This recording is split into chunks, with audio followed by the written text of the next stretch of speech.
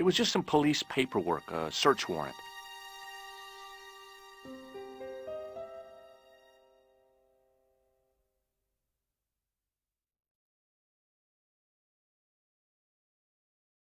It was a public telephone.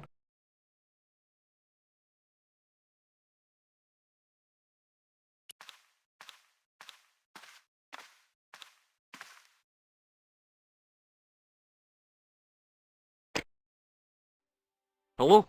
Who is this? Mr. Todrick? Oh, it's you again. What now? The man I'm looking for is called Khan. He bought a suit from you, remember?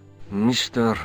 Khan. Yes, I remember him. Yes, I delivered the suit to his hotel. The Hotel Ubu. I don't remember the room number. It was upstairs. The second room on the right-hand side of the corridor. Thanks, Todrick. That's all I wanted to know. Now I've got you, Mr. Clown.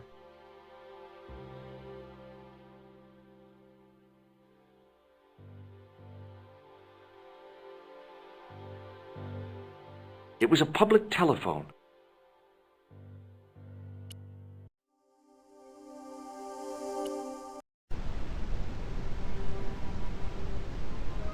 The man looked like an amiable Bigfoot.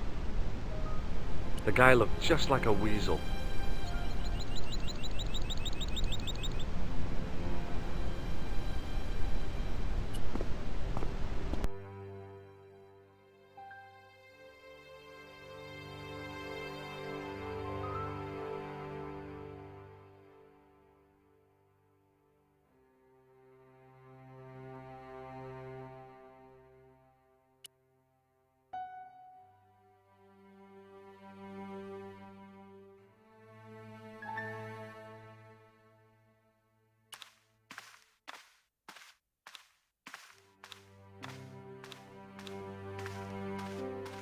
Excuse me. Yes? Do you know a man by the name of Khan? No, I don't. It's very important I get to see him, and I told you, I don't know it. have you heard of a guy called Plantar? No, that name means nothing to me. I'm looking for a clown. Are you trying to be funny? No, I really am looking for a clown. There are no clowns here except you. Will you shake my hand? Are you joking? Who knows where it has been? What does this tissue mean to you? Are you serious? Oh, yes. Take a good look at the substance it's smeared with. You are sick. Very sick.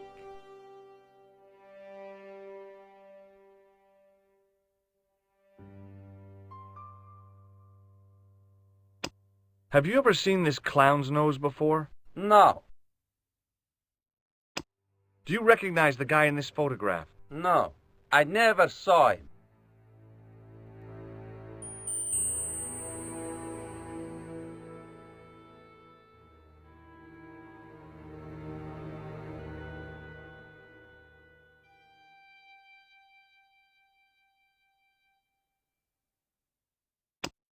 What does this tool suggest to you? Hard labor.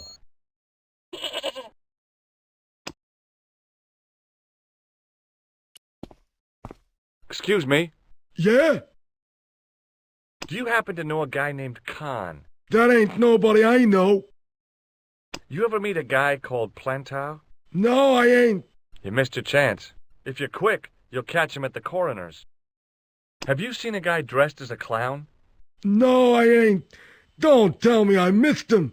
Oh, that's too bad. I love the clowns, don't you? I've seen daytime television that was funnier. I love it when the little guys get hurt. That figures. Custard pies, hose pipe down the pants, then smack! A plank in the kisser. Shake my hand. Nah. Oh, rats. Do you recognize this tissue? Think carefully now. Ooh, ooh, ooh, I'm gonna have to hurry you. ooh. Time's up, so I'll tell you. It's a used tissue with a liberal dump of Bestheimer's number 12. If you say so. Have you ever seen this clown's nose before? Nope. Do you recognize the guy in this photograph? Is this a trick question? No, I simply asked if you recognized him. Okay then. Nope, I don't. No.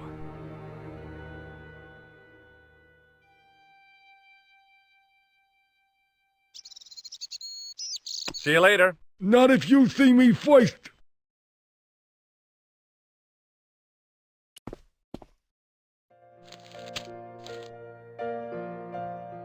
The woman was obviously English. She had all the qualities of Boadicea, Elizabeth I, and Margaret Thatcher rolled into one. It wasn't a pretty sight. I recognized the guy. It was the Nobel Prize winner from the country whose name I couldn't pronounce.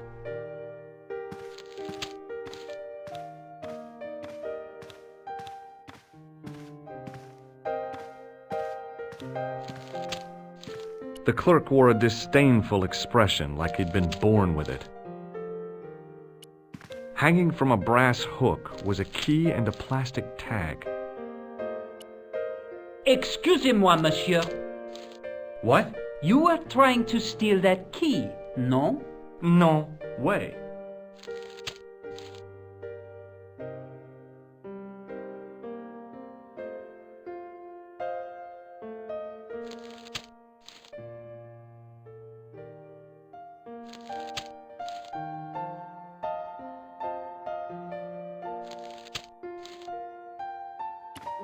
I want some information. Who are you, the police? I'm conducting a private investigation. Ah, I know only too well what you mean. That is one of the drawbacks of the catering business. When people book into an hotel, they leave their morals at home, no?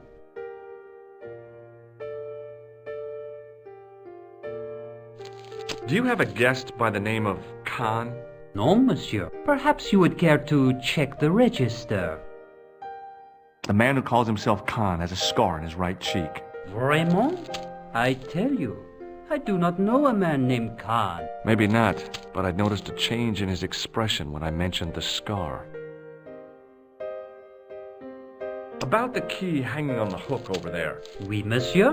Which room is it for? Number 21. Is that room taken? No. The guests checked out this morning. Do you know a man named Plantow? No, monsieur. I'm looking for a man who dresses like a clown. This is a highly respectable hotel, monsieur. There are no clowns here. If you say so. Hey, shake my hand. I'd rather not, monsieur. I'm still sore from the shock administered by one of the guests. He was secretly concealing an electrical device in the palm of his hand. Practical jokes are so puerile, don't you think? Oh, yeah, sure. What do you make of this tissue? Do you wish me to dispose of it for you, monsieur? Hey, no! It could be useful. I'm holding on to this. As you wish, monsieur.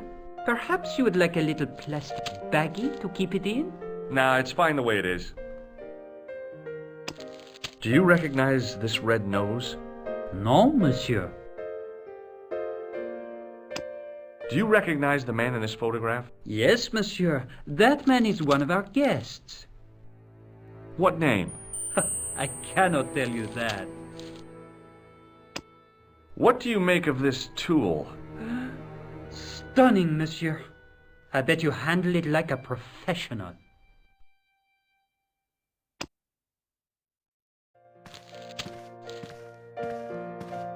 I recognized the guy. It was the Nobel... Excuse me, didn't I see your picture in the news? You're that Nobel Prize winner from some unpronounceable Eastern European state. Yes, that is me, in person. I don't want to worry you, but have you had any threats on your life? You know, mysterious phone calls, letters made up of headlines cut from the newspaper. I don't know what you're talking about.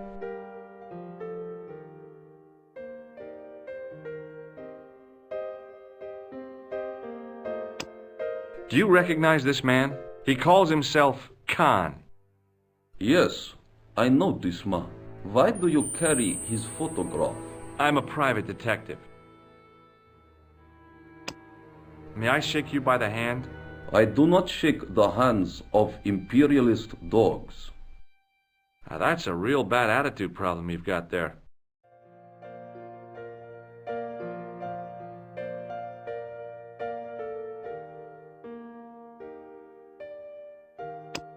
Does this goo-smeared tissue mean anything to you? No, it doesn't.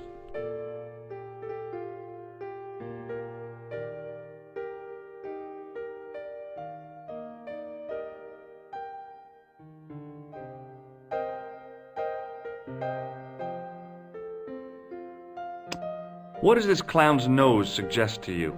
In my country, we have no use for clowns. I'm glad to hear it. They were dealt with most severely in the last cultural cleansing. What about the mimes? Did you get them too? All gone. Our streets are mime-free. Sounds like heaven.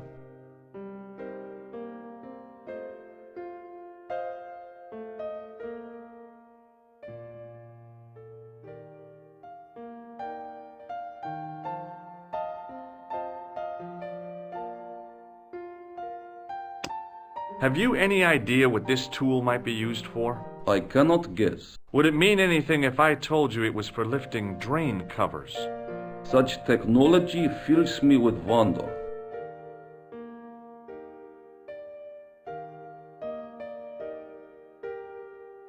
What's your interest in Khan? He is an enemy of my people. You know he's a killer. Of course, amongst other things. Would you help me investigate Khan? That is not possible. My instructions are to observe. I cannot jeopardize my position as an honored guest of this country's government. Have you seen a clown? I beg your pardon? The clown. A guy in funny pants. Have you seen him? My pants are from England, Marks and Spencer. They are a pleasure and a comfort to wear, with much support. I'm real glad to hear that. You know, it's good to know you Nobel Prize winners are human too. In my country, the people make do with string and egg cartoons. For pants? For everything. Oppression is the mother of ingenuity. Do you know a guy called Plantow? I don't know anybody in Paris. Oh, well, this guy's dead anyhow. Why do you ask me about dead men? I have seen enough of death to last me a lifetime. I'm, sure you have.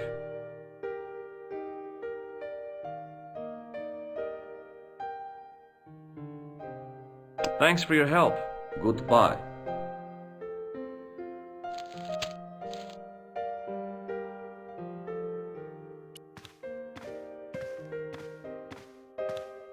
Hi there, ma'am. Well, hello. What can I do for you? I'm looking for a man. You disappoint me, my dear. For one foolish moment I thought... But never mind. Aren't you going to tell me your name? George Stobart, ma'am. How sweet! I once had a stable boy called George. I am Lady Piermont. The common reaction is to kneel and stutter, but it's not obligatory. A real lady? I mean, you're an honest-to-God aristocrat? Oh, I don't know about that. Few of my ancestors are honest, not even to God. I can trace my family back to the Normans, but don't let that intimidate you, George. Beneath that impressive pedigree, I'm just flesh and blood. The blood may be blue, but the flesh is the plump beef of old England, so to speak. You appear distracted, George. Is there any way I can help you? Are you here in Paris on vacation? No, darling, I'm on holiday. I needed to get away after Algy's funeral. I didn't realize you were mourning the loss of a loved one. I'm not. He was my husband. I just couldn't bring myself to use the buzzer on this dear lady. I'm sorry to hear about your husband's death. You wouldn't be if you knew him, my dear. It gave me the opportunity to take a well-deserved holiday. Daphne suggested a change of scenery. Paris, she said. A wild romance is just what you need to take your mind off the inquest. Well, the closest I came to romance was being wooed by a drunken Breton chef. I must say I was disappointed with his coq au vin. Not at all what I was expecting. I was thinking of cutting my holiday short, packing my bags and heading back to Hemel Hempstead. That was until last night. Does this tissue mean anything to you? I'm no shrinking violet, but that object makes me feel quite queasy. Do you know what this is? At a guess, I'd say it was a clown's nose. That's right. It was worn as a disguise by a vicious killer. Good heavens, are you trying to alarm me? It's true. He uses the name Khan. I've never heard of the man. Do you recognize the man in this photograph? My God, it's him! That's Merlin! She represented everything I loved about the English. The lady was totally deranged. Merlin? You mean King Arthur's wizard? Good heavens, no! Monsieur Merlin is a fellow guest.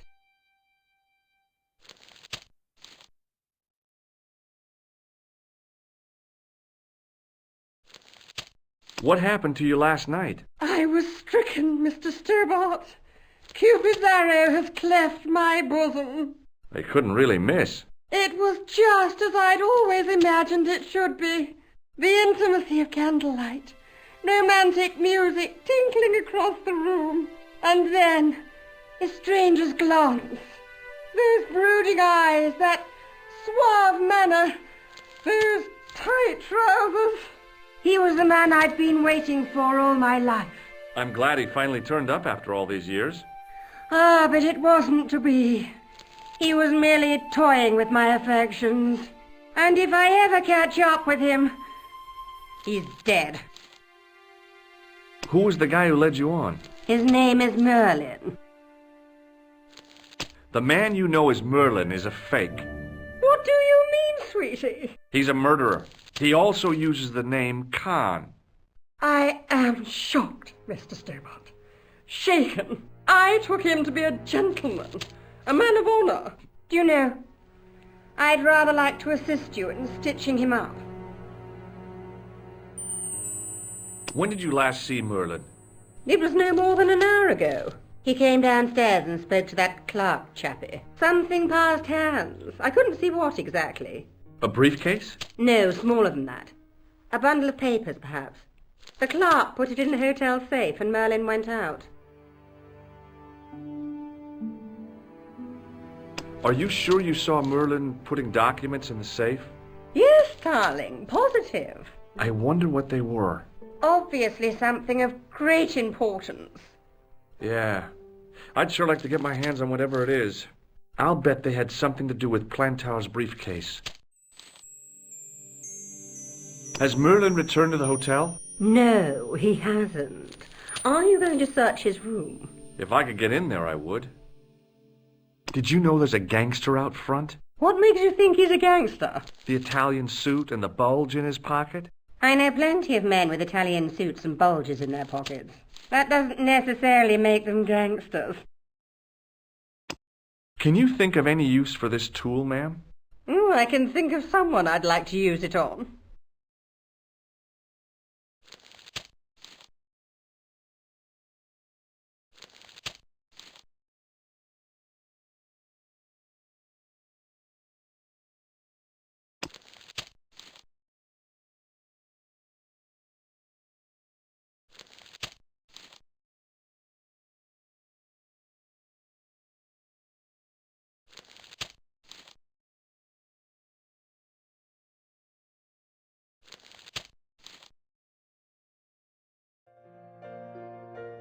The woman was obviously English. She had all the qualities of Boadicea. It wasn't.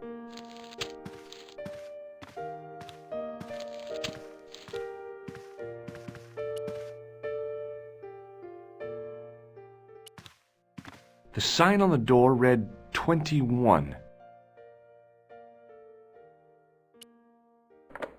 The door was locked.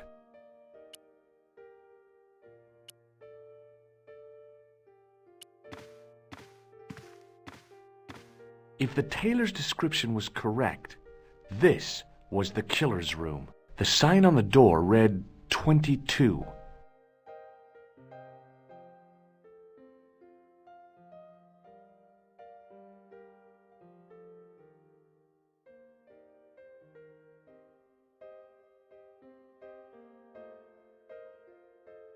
The sign on the door read 22.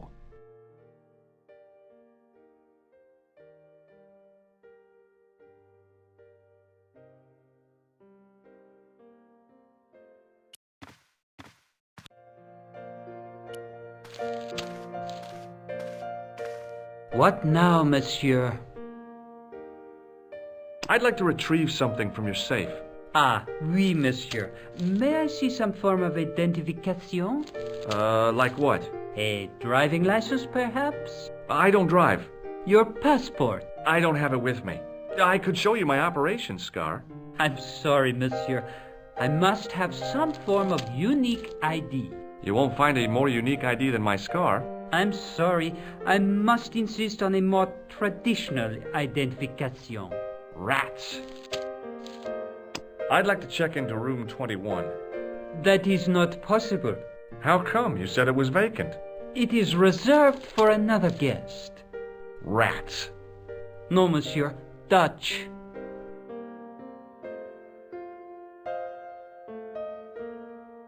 I believe Khan, the man with the scar, is also known as Merlin, the man who has taken room 22. What of it? What do you want? Access to his room. Do you have a license, monsieur? Huh? A private investigator's license? Well, not exactly, but I can explain everything. I am sorry, but without credentials, I cannot help. I insist you give me the key to Merlin's room. I cannot do that, monsieur. This guy Merlin is a menace. So you say, monsieur. He's not only a danger to society, but to your guests as well. He has toyed with the affections of Lady Piermont. Ciel! Are there no depths to which he will not sink? Precisely.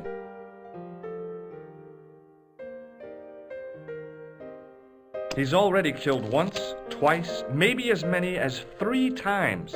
With your help, I just might be able to stop him. But what if he finds out I have helped you? No, I cannot do it.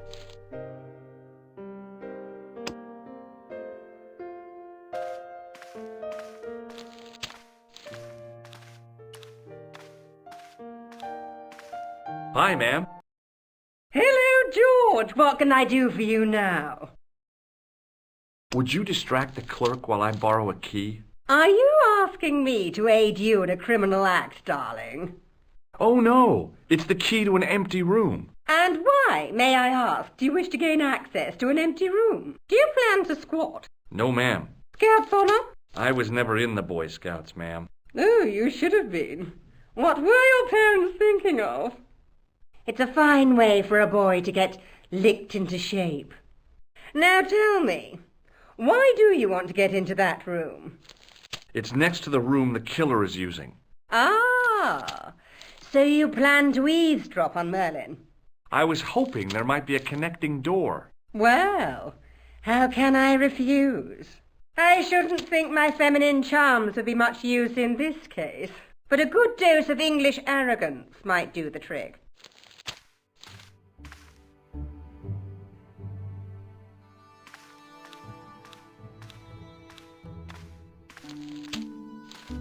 I say! You there? Flunky! Oui, madame. Listen carefully. You do understand English, don't you? But of course, madame. Good. I wish to deposit some jewellery for safekeeping. I understand. Are you quite certain? Oh, bien sûr, madame.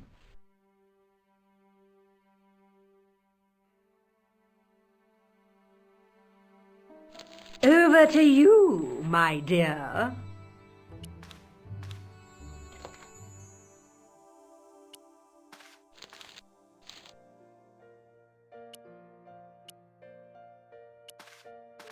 Maybe it wasn't the right room, but this was the right key.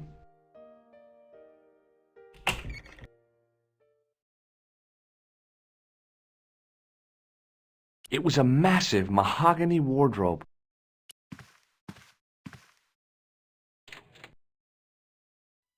There was nothing in the wardrobe apart from a vague, lingering smell of camphor.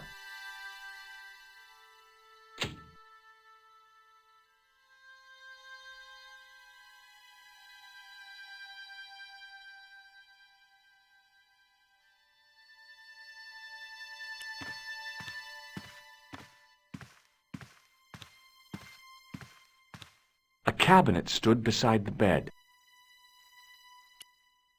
The cabinet was empty, but it smelt of onions. No kidding, it really did.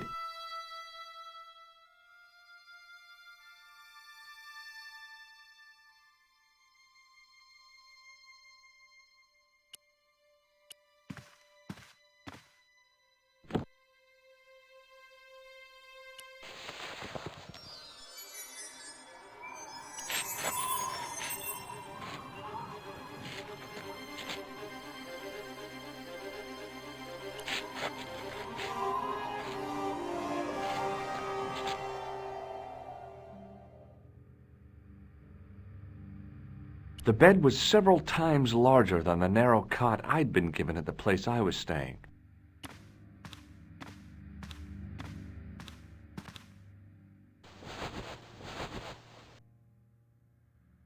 The bed was freshly made, and the crisp white sheets told me nothing about the killer's habits.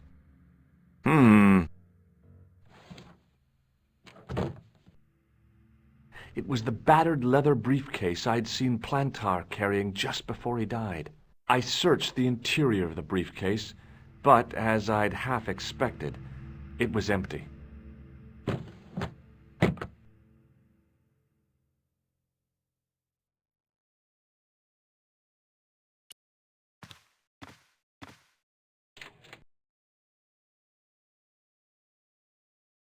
The closet was a solid, impressive piece of antique furniture.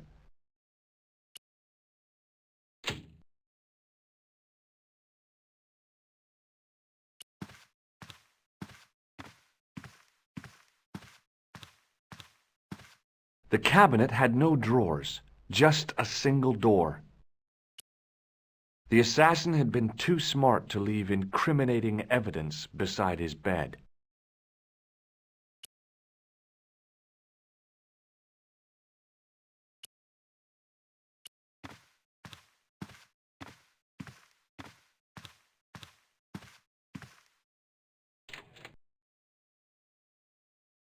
The closet was a solid, impressive.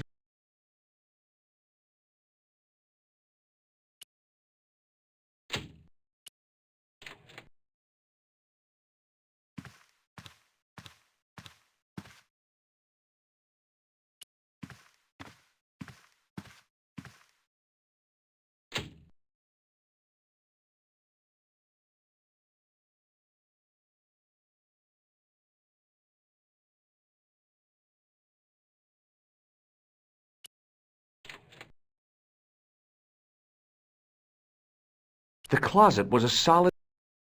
The closet was a solid.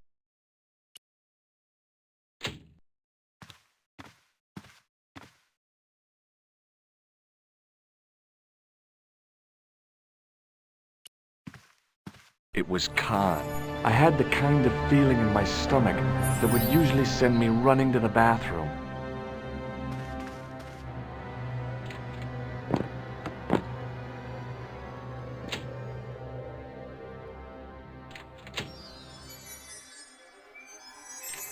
As Khan opened the wardrobe, I was sure I was dead.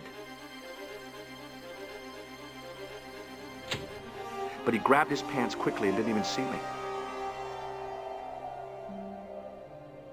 I didn't usually spy on men getting changed. But this guy was a killer, and I didn't want any surprises. He left his checkered pants on the bed.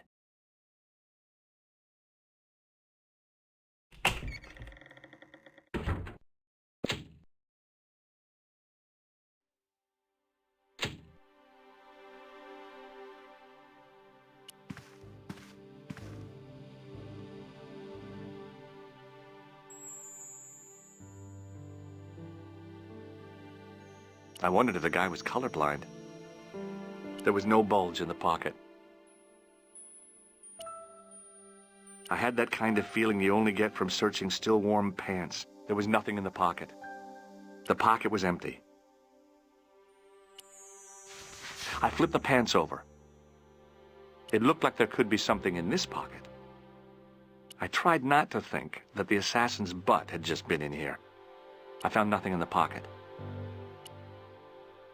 I found an ordinary matchbook. No matches, no clues. But as I pulled it from the pocket, a strong thread came with it. A thread with a metal tag on the end. I pulled on the metal tag and the thread came out of the pants. It was like pulling out a ripcord.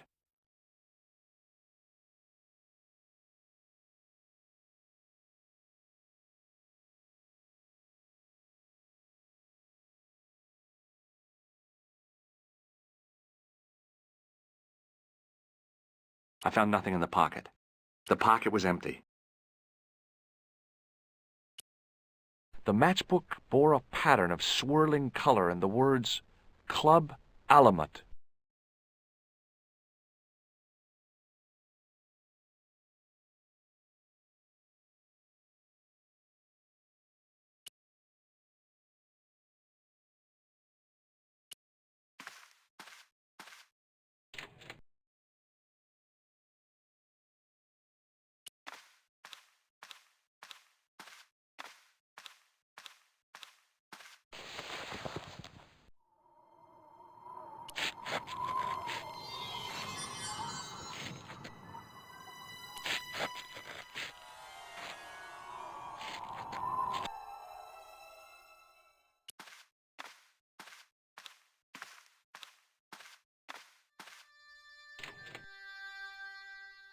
There was nothing in the wardrobe apart from a vague, lingering smell of camphor.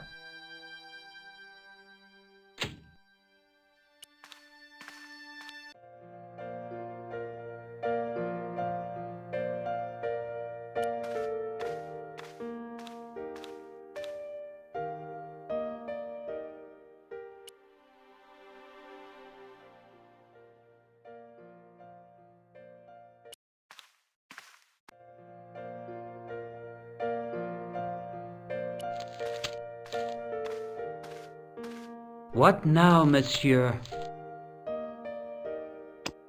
Do you recognize this key? That is the property of the Hotel Ubu. Correct. May I ask how it found its way from the little hook to your pocket? Would you believe it was put there by a poltergeist? No, monsieur. The hotel is regularly serviced by an exorcist. If we had a ghost, Father Fécond would have flushed it out.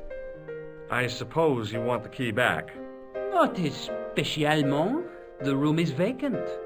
Since you are so determined to conduct your little investigation, I won't stop you.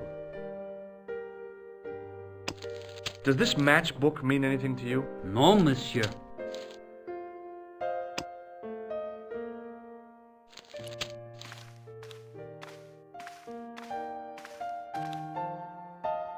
Hello again. This is a photo of Khan, right? That is just one of the names by which he is known.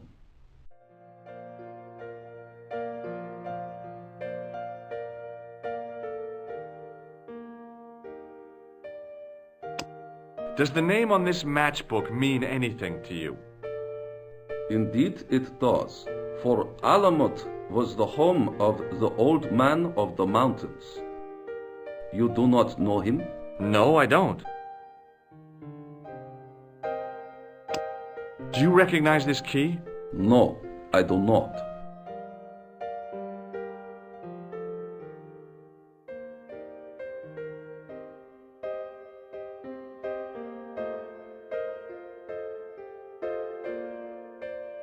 Thanks for your help.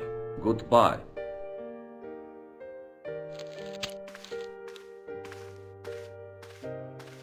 Hi, ma'am. Hello, George. What can I do for you now? Did I show you this photograph? Yes, darling. This is the key to room 21. That's next to the room taken by that rotten Merlin, isn't it? Yes, and it's vacant. Really? How convenient. Maybe it was my imagination, but I had an uncomfortable feeling about this situation. Yeah.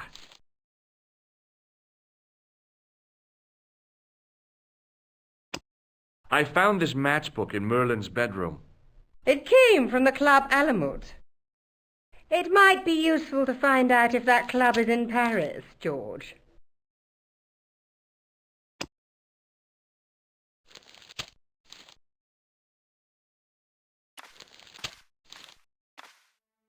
Just a minute, monsieur.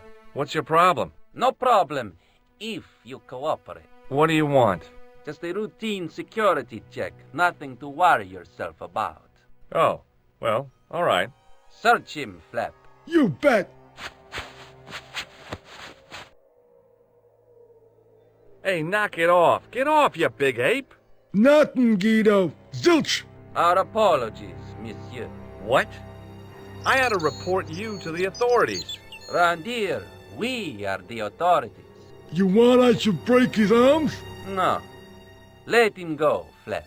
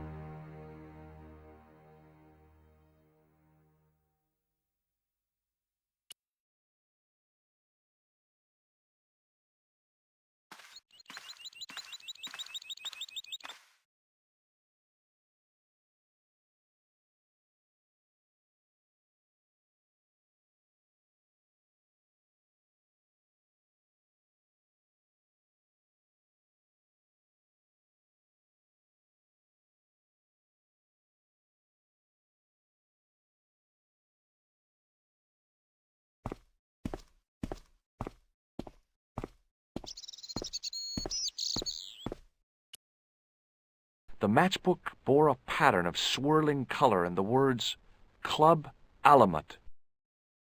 It was Nico's photograph of the man we suspected of killing Plantar. The nose was hollow. Printed on the inside were the words La Risée du Monde, Paris. It was a bright red plastic.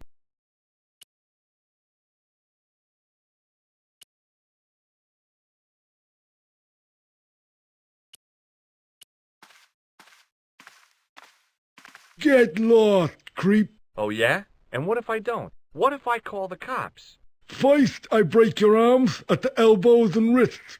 Then, when you recover consciousness, I break your fingers. There's just one flaw in your plans, Ape-Man. What's that? It's broad daylight.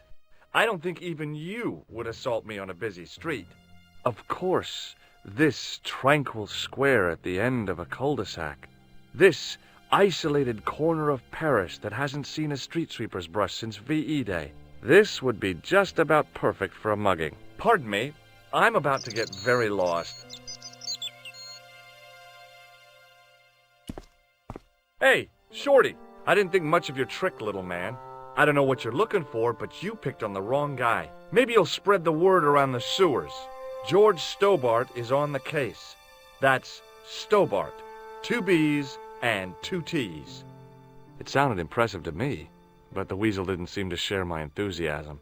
Still, I figured he'd think twice before gunning me down in the street in cold blood. I do not like your tone. Oh, yeah? And what are you going to do about it? If you do not go away, I will gun you down in cold blood, right here in the street, without thinking twice about it.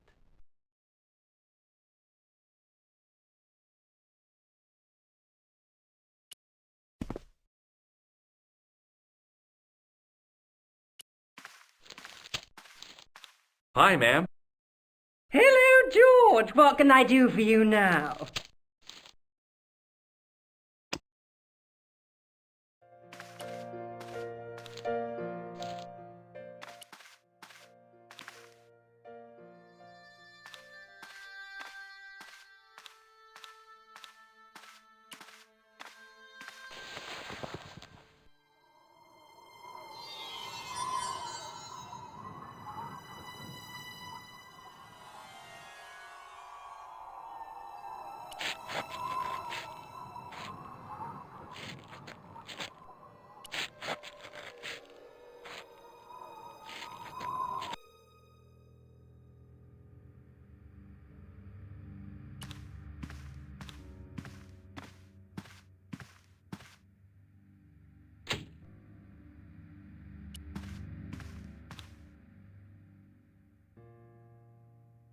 The pocket was empty. I found nothing in the pocket.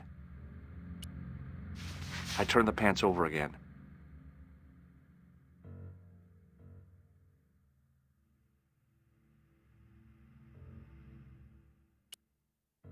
I searched the pocket gingerly and found a pass card. It read, Thomas Merlin, Gruber Electronics Corporation. There was nothing else in the secret pocket. There was nothing in the pocket.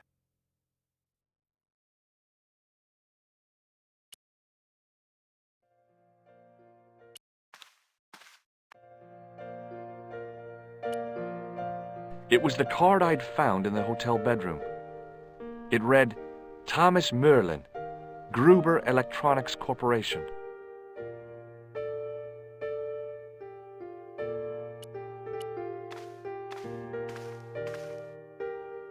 Hello again.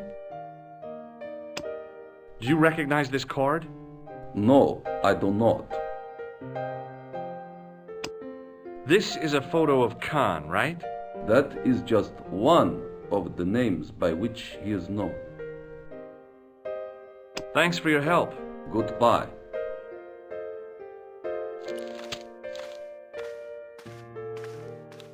Hi, ma'am. Hello, George. What can I do for you now?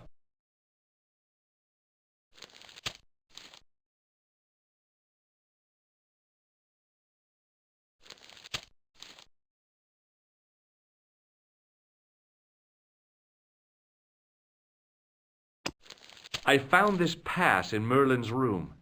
So, that deceitful little man is passing himself off as an electrician, is he? Uh-huh. This guy probably has 1,000,000 faces. That gangster I told you about? He went through my pockets just now. Good heavens! One never knows what to expect in foreign parts. Thank you for the warning, young man.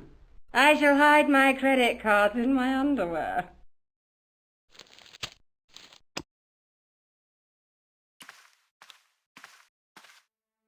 Hold it right there. Search him again, Flap. Nothing, Guido. Okay, let him go.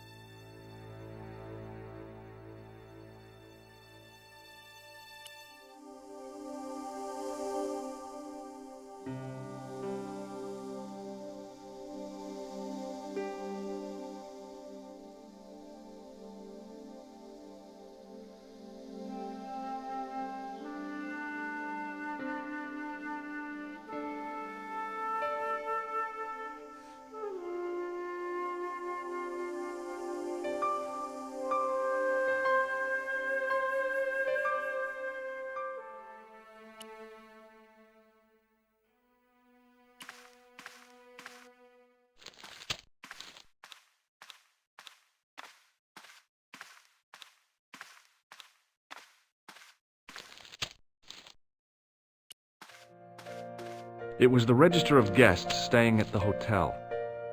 There was no one registered under the name of Khan, but the name in the book for room 22 was Merlin. What now, monsieur? I've just been manhandled by a gorilla.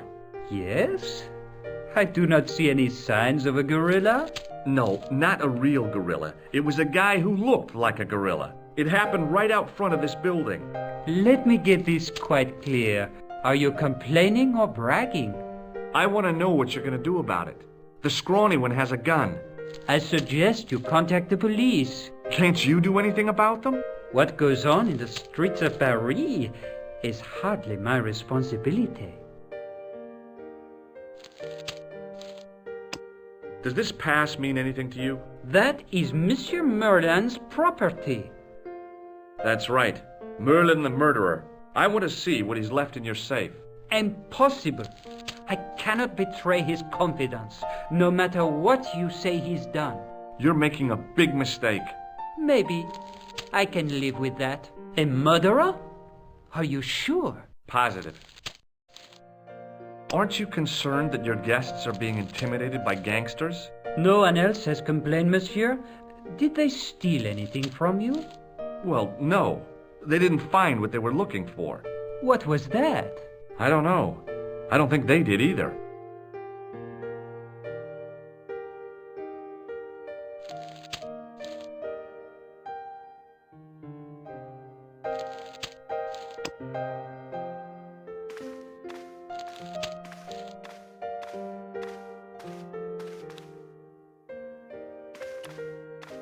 Hi, ma'am. Hello, George. What can I do for you now? I showed the pass to the clerk, hoping he'd give me Merlin's papers, but he wouldn't buy it. He's too scared. I'll give him something to be scared of. Follow me, George!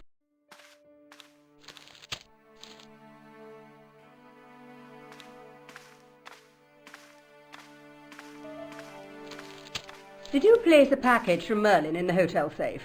I did, madame. And did my friend here show you Merlin's identification? Indeed he did, but What's the problem? he isn't Merlin.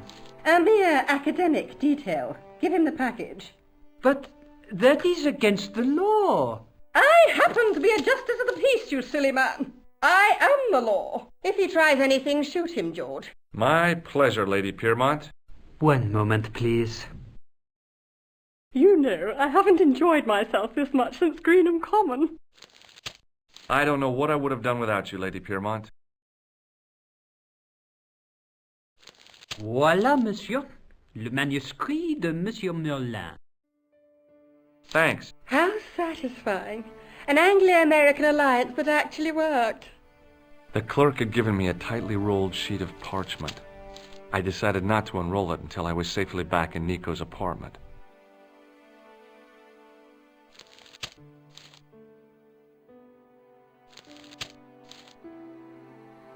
What now, monsieur? Do you want this manuscript back? After all the fuss it caused? No, you keep it. Did I show you this pass? Oui, monsieur.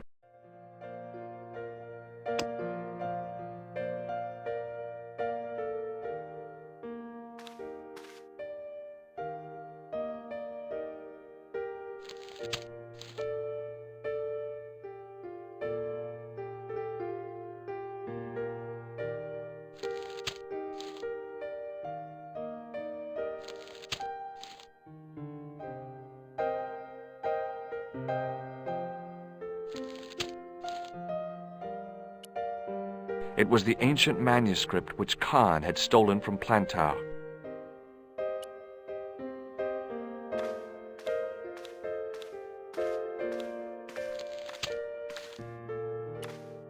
Hi, ma'am. Hello, George. What can I do for you now? This is what Merlin was so keen to hide. Really? Well, that fuss for a sample of wallpaper. It's some kind of manuscript, and it looks to be very old. If I was you, I'd keep it well out of sight until you're clear of this place. That's exactly what I was thinking. I could roll it up and put it down my pants. No, that wouldn't do at all.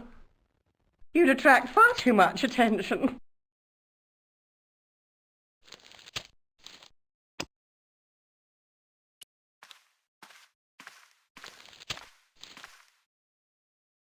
Hello again. Have you ever seen this old manuscript before? You know what it is, don't you? You are in great danger. Put the manuscript back and leave here. What's going on? I can say no more. Thanks for your help. Goodbye.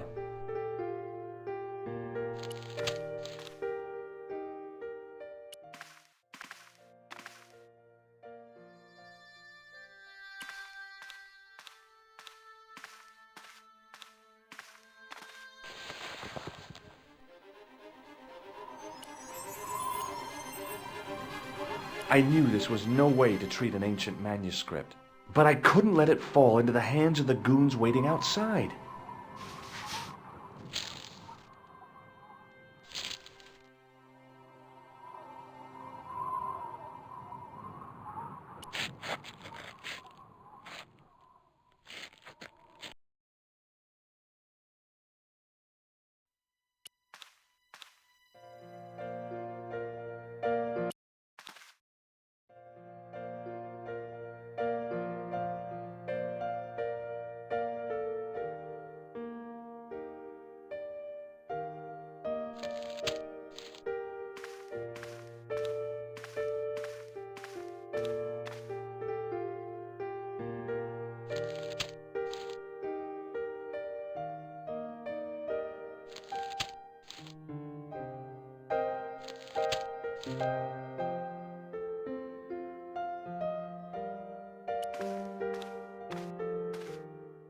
Hold it right there. Search him again, Flap. Nothing, Guido. Okay, let him go.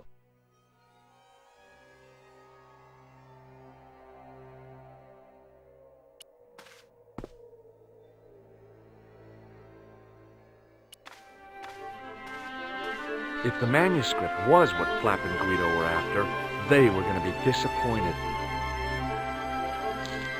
I couldn't wait to get back to Nico's apartment and check it out.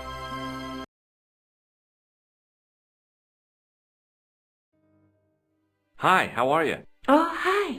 Come in, George.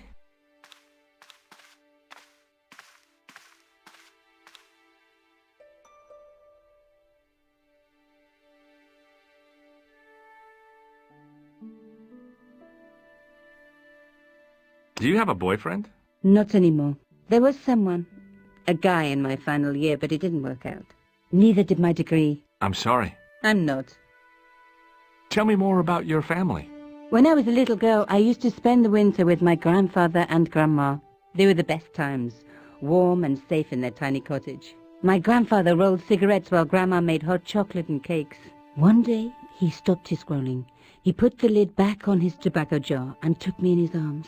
I laughed and wriggled, but he hushed me to be silent. With his unshaven chin all scratchy in my ear, he told me his secret. What did he say? He said, I don't smoke, but she likes to think I do. What a weird old man. Don't call my grandfather weird. He was the nicest guy ever. I wish I was back in that cottage instead of this crummy apartment in this noisy city. What are you doing to help trace the killer clown? Research, George. Yeah? You have a copy of the clown's yearbook? I have a telephone and lots of contacts. Oh, well, did you find anything useful? Not yet. I'm employing my first and most useful weapon. What's that? Patience. Oh, I've heard of that. Isn't it a substitute for decisive thinking? You're just not going to believe what I've found. It's not another part of the clown's costume, is it? It's a medieval manuscript. Khan left it in the safe at the Ubu. It's incredible. Is this what he took from Plantark? It could be, which means it's worth enough to kill for. Look there, two guys on the same horse. Oh, yeah. Maybe they couldn't afford one each. What of it? Have you ever heard of the Knights Templar? Their official seal was an image of two knights sharing a horse. Whatever this manuscript means, it's connected with the Templars.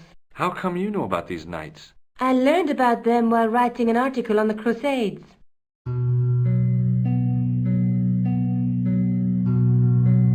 This guy, named Hughes de Payen, arrived one day at the court of King of Jerusalem. He offered to protect the Christian pilgrims from the displaced Muslim armies. The king would be able to guarantee safe transit to Christians in the Holy Land. Safer journeys meant more pilgrims, and pilgrims meant trade and wealth. The Templars proved invaluable to the king as a mercenary army. It was said that they never asked how many the enemy numbered, just where they were. And as the years went by, the Templars grew in wealth and numbers. They were so rich, even kings came to them for loans. But at the height of their power, they fell foul of the King of France. He rounded them up and turned them over to the Inquisition. Thousands of Templars were subject to torture and confessed to heresy. Of course, at the hands of the Inquisition, there wasn't much they wouldn't confess to. The last Grand Master Jacques de Molay was burned alive. Jeez. So the treasure is hidden, waiting to be discovered? If there ever was a treasure, it's been lost for 600 years.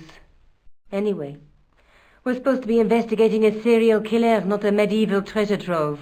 But maybe that's what the clown and his accomplices are after. Maybe this manuscript is the key. You'd better leave it here for safekeeping. Let's take another look at the manuscript. A knight with a crystal ball. Now, there's something written on the scroll beside the knight. Yes, but it's written in Latin. Per disciplinam mea lux videbis. By my teachings, you will see the light. You speak Latin? Where did you learn a trick like that? A trick? I studied law, okay? I can read Latin. My, you're touchy. Tell me that again. Look there, two guys on the same horse. There's a woman looking at her reflection in a mirror, but the reflection has 3 hideous faces. She reminds me of the wicked queen in Snow White. She was the one who said, "Mirror, mirror on the wall," wasn't she? She made me cry so much when I was a kid. Mom carried me out of the movie theater. She didn't frighten me in the least. Like I said, I was only a kid. I didn't like the crocodile in Peter Pan either. There's a guy working on a loom. He's weaving a carpet or a tapestry. Or a duvet cover. It's a clue to a place, I reckon. Somewhere famed for weaving and ships. Where folk live in barrels? It beats copper boxes. There's a guy with a sword and a bull. The only mythological bull I know of is the Minotaur, but he was only half bull. I don't think I'd like to be half a bull, even if it was the bottom half. What's that object between them? It looks like a gem on top of a tripod. Let's face it, we need help, George. Someone who knows about these things. Who do you suggest? Indiana Jones? I know a guy who specializes in medieval studies. His name is Lobino. Huh. Some stuffy old fossil who gets horny over ancient relics, I suppose. Far from it. Andre isn't the stereotypical professor you have in mind. Where can I find this Lobino guy? At the Krone Museum. I'll give you the address.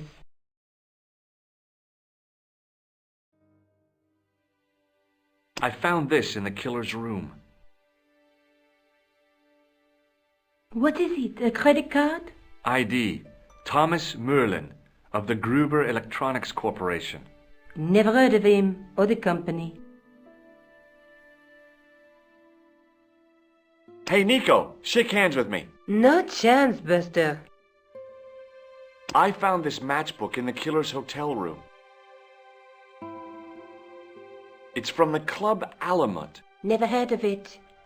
Is there anything written inside it? No, what were you expecting? If this was a movie, there'd be a clue. A name or an address. That's no use. There aren't even any matches in it. Oh well, I'll keep it as a souvenir. Let's take another look at the manuscript.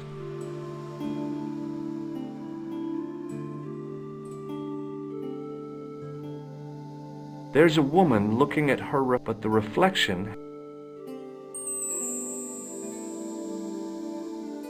Look there, two guys on the same horse.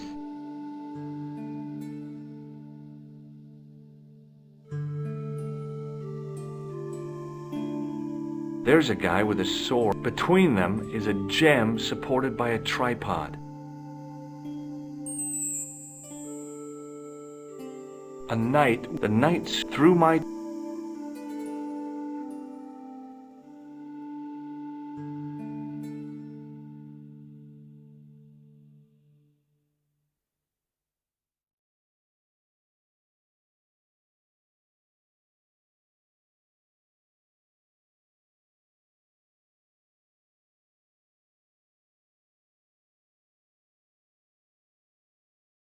Look there.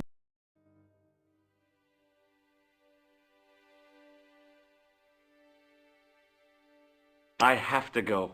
Okay. Don't forget to look for Lopinor at the Kron Museum.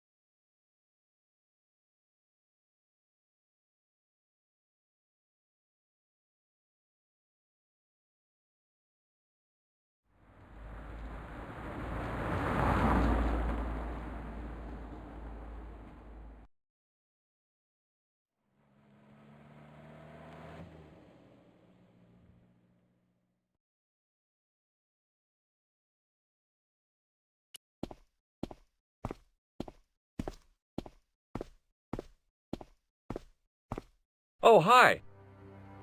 Bonjour, monsieur. How's your girlfriend? She's not my girlfriend. Maybe not yet, but I see your paths entwined in the future. I doubt it. Can you tell me anything about this security pass? I can tell it doesn't belong to you. How come? Give me some credit. If you're an electrician, I'll eat my antirhythms. You're a remarkably talented lady. Does this matchbook mean anything to you?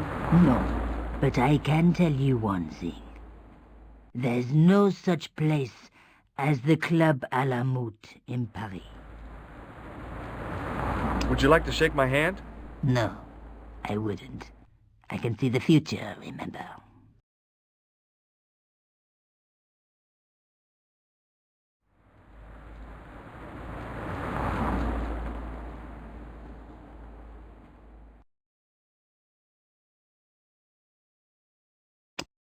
Do you recognize the man in this photograph? Oh, what a hunk. He's a killer. I can see that. His eyes say it all.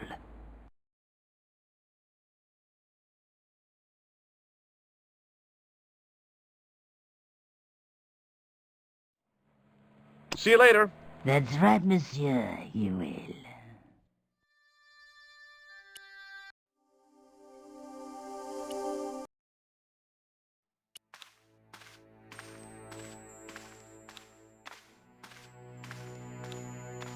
Excuse me, Sergeant. What do you want now? No way. Does this matchbook mean anything to you, Sergeant? That's a double-lined Swedish with a crosshatch Bergman strike strip. Now, that's unusual. Pre-war Anderson hinging. Really? I haven't seen a reinforced Anderson outside of a private collection. It's rare, then? In this part of the world, yes. There are only 3 places these are made. Taiwan, Manila, and Slough. Is Rosso here? Yes, he is. You wish to speak to him? Yes, I do. One moment, monsieur. It's Stobart, monsieur. He insists on talking to you again.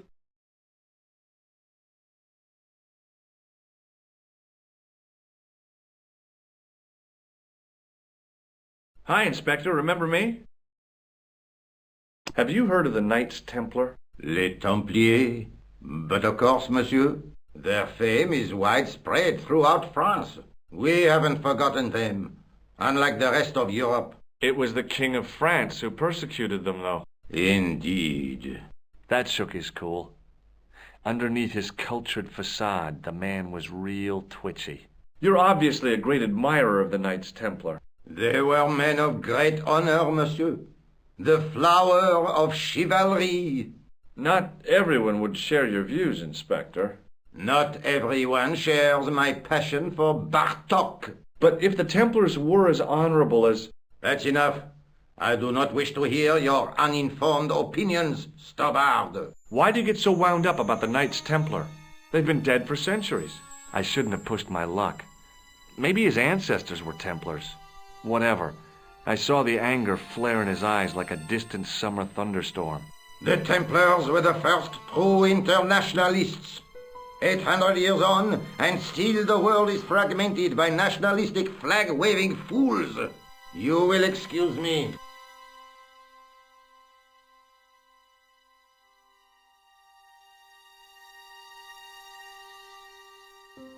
Do you know a pair of thugs called Flap and Guido? I have known those two since they graduated from special school. Flap is a nasty piece of work, but Guido is the real brains of the partnership. Where did you hear of them? I met them out front of the Hotel Ubu. So long, Inspector.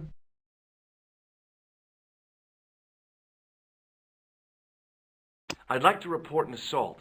Yes, monsieur? Where is the victim? I'm the victim. I've been harassed by a pair of thugs. I see. And where did this alleged assault take place? Outside the Hotel Ubu. They stopped me as I was leaving and went through my pockets. Could you describe the suspects, monsieur? One looked like a gorilla, and the other looked like a weasel. Their names are Flap and Guido. Bon. I'll get them this time. See you later, Sergeant.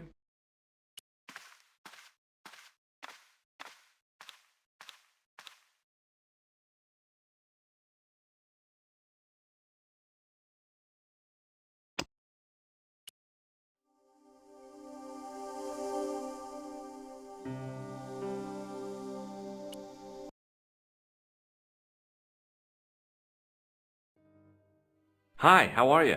Oh, hi. Come in, Josh.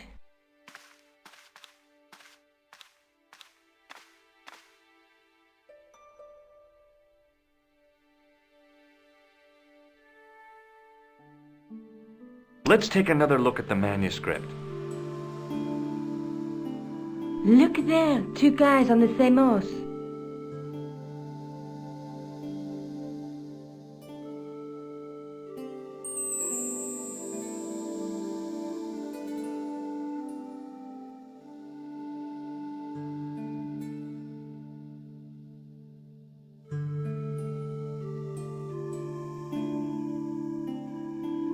There's a between.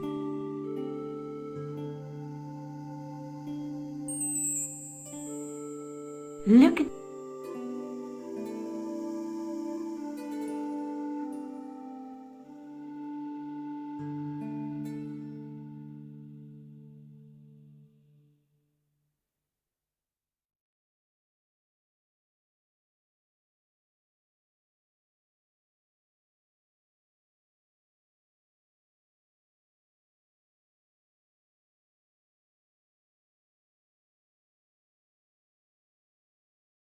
A night. The night.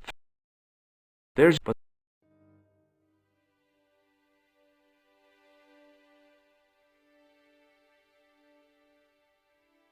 Are you sure you've never heard of Thomas Merlin? Positive. What are you doing to help trace the killer clown? Research, George. Yeah? You have a copy of the clown's yearbook? I have a telephone and lots of contacts. Oh, well, did you find anything useful? Not yet. I'm employing my first and most useful weapon. What's that? Patience. Oh, I've heard of that. Isn't it I have to go. Okay. Don't forget to look for Lobinot at the Crown Museum.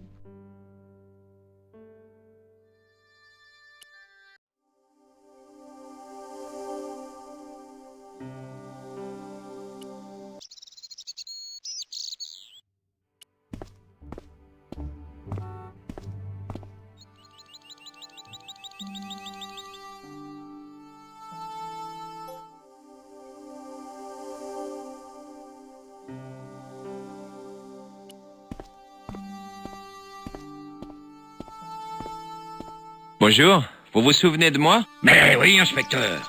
Vous l'avez retrouvé? Qui? L'homme des égouts, bien sûr. Je... patauge un peu là. Pouah, je n'aimerais pas être à votre place, monsieur. Alors, que faites-vous lorsque vous n'explorez pas les égouts? Je prends de longs bains. Elle est excellente, monsieur. Un policier avec un sens de l'humour.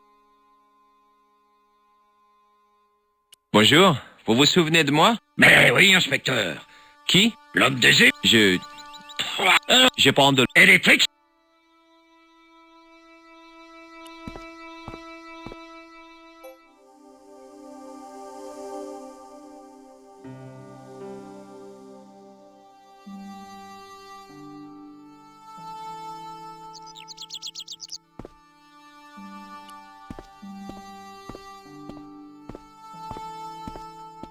Hi there, remember me? Ah, mais oui, Inspector. Have you found him? Who? The man in the sewer, of course. I'm, sifting through the evidence. Rather you than me, monsieur. So, when you are not exploring sewers, what do you do? I take a lot of showers. Oh, very good, monsieur. A policeman with a sense of humor.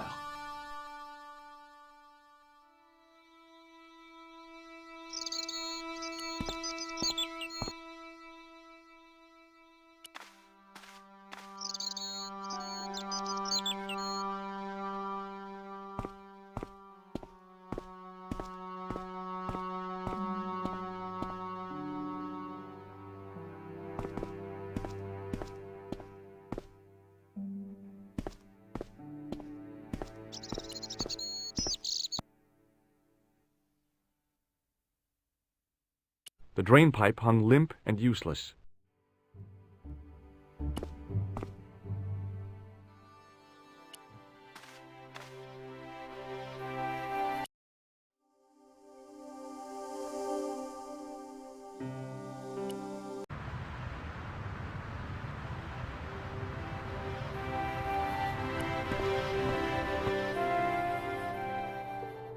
The attendant had an air of self-importance and the kind of steely eyes that never seemed to blink.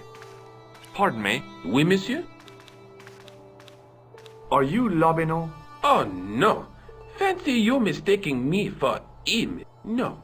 I am the deputy custodian. But Lobinot does work here. Work? I wouldn't go so far as to call it that. He studies here most days, but as you can see for yourself, not today. Do you know anything about the Knights of the Temple? No, sir. Not a sausage. Do you know anything about medieval manuscripts? Not me, monsieur. I am no scholar. Though people often mistake me for one. It is the uniform, I guess. They see the clothes. They are impressed. And they ask you to park their cars? They ask me to park the... No. They assume I am an authority on the exhibits in my care. Whereas you know next to nothing about history. Of course not. All I am saying is, I am no scholar. Not like Monsieur Lobineau. Do you recognize this red nose? I don't think so. What do you make of this tissue? It is absolutely disgusting, monsieur. Do you recognize this ID pass? No. Have you ever heard of the Club Alamut? Oh, no. I don't frequent places like that. Would you like to shake my hand? Not while I'm on duty, monsieur. Do you recognize the man in this photograph? No, monsieur. Is there any reason why I should? I guess not. What does this tool mean to you? That belongs in a museum. Pardon? It is a priceless historical artifact, if I am not mistaken. No, it's a plain old tool for lifting drain covers.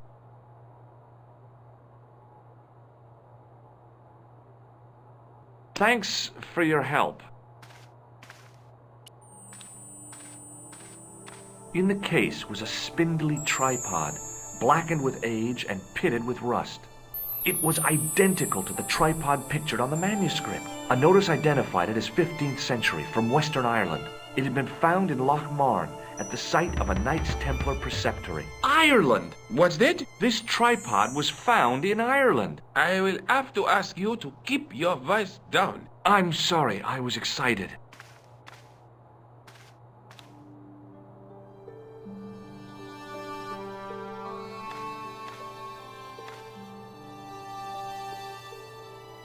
The case contained the tripod. As I reached toward the display case, a shrill piping filled the air. I froze, then tried to get myself together and act nonchalantly. No, monsieur. No, no. Okay.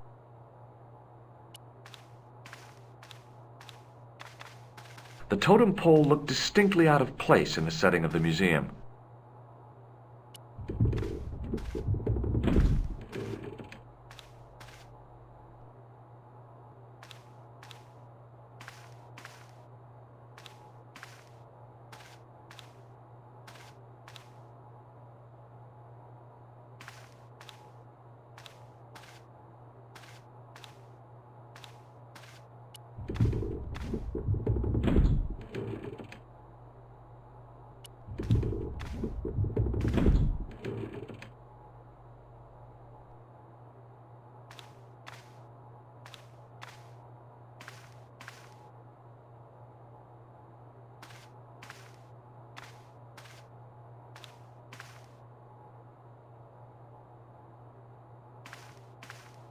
Watch out! You'll have that done on top of us! Watch out! You'll have that done on top of us! Watch out! You'll have that done on top of us!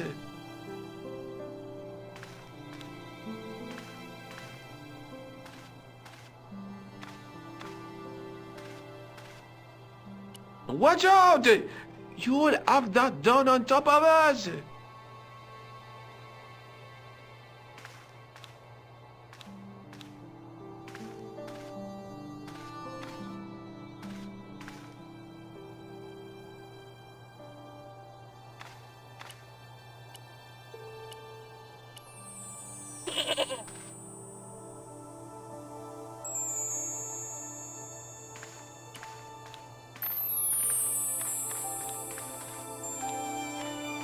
A metal rod attached to the wall was connected to the window.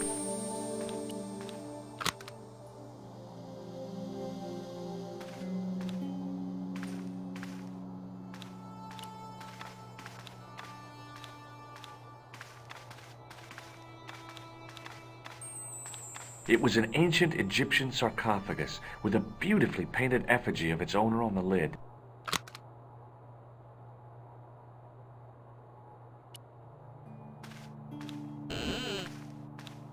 Leave it alone.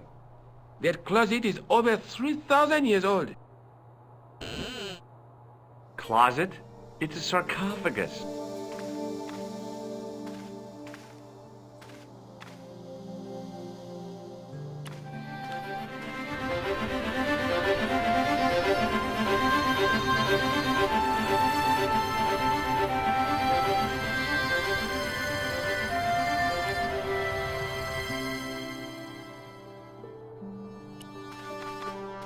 Attention!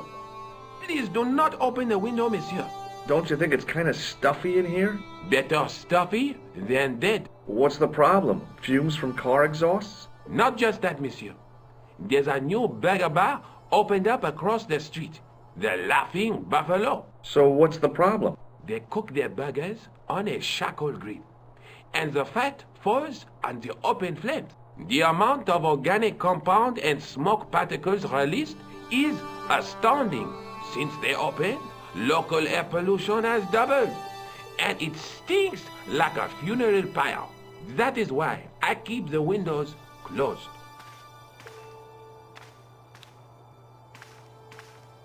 Pardon me? Oui, monsieur? Can you give me any further information about the tripod? Certainly, monsieur. It's infamous. That tripod, that belonged to John Dee. What's the importance of John Dee's tripod?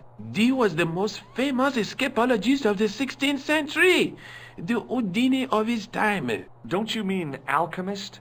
Escapologists use ropes, chains, and handcuffs, not tripods. Well, whatever he was, that is the tripod he used in his experiments. What kind of experiments did John Dee perform with his tripod? Oh, the usual. Didn't you study chemistry at school? Yeah, but we skipped over thaumatology. Can I take a closer look at the tripod? What? Get it out of the case? Ah, no! That tripod is protected by a sophisticated surveillance system. How sophisticated? A painfully loud alarm bell. How is the alarm bell triggered? By the slightest pressure on or movement of any part of the case wherein that tripod is situated. It strikes me that to call your alarm system sophisticated is, well, stretching the truth a little. It has never failed yet. The sophistication is in its simplicity. Thanks for your help.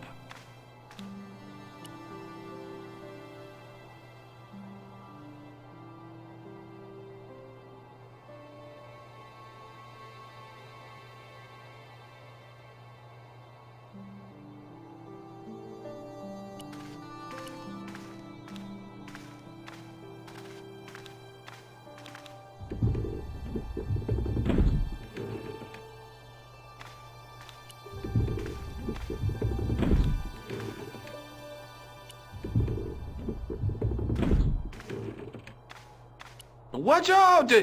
You'll have that down on top of us! Watch out! You'll have that down on top of us! Watch out! You'll have that down on top of us!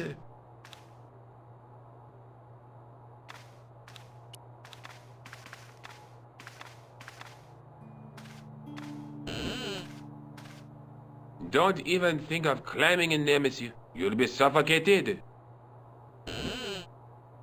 I always wondered how it felt to be a mummy.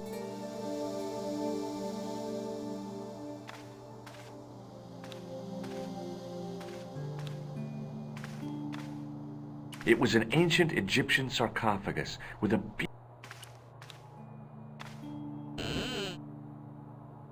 Do you have a fetish about closets, monsieur?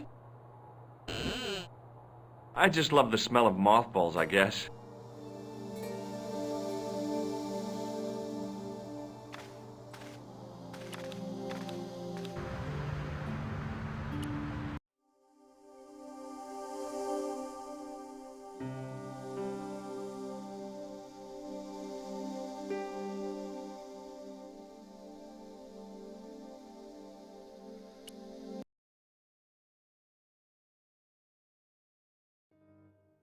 Hi. I've been to the Crew Museum. Did you speak to Lobineau? No, he wasn't there.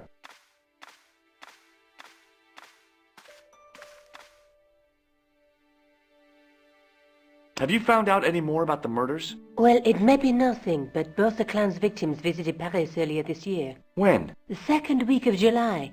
They were both here at the same time. Did they meet? I don't know, but I can't imagine it was coincidence.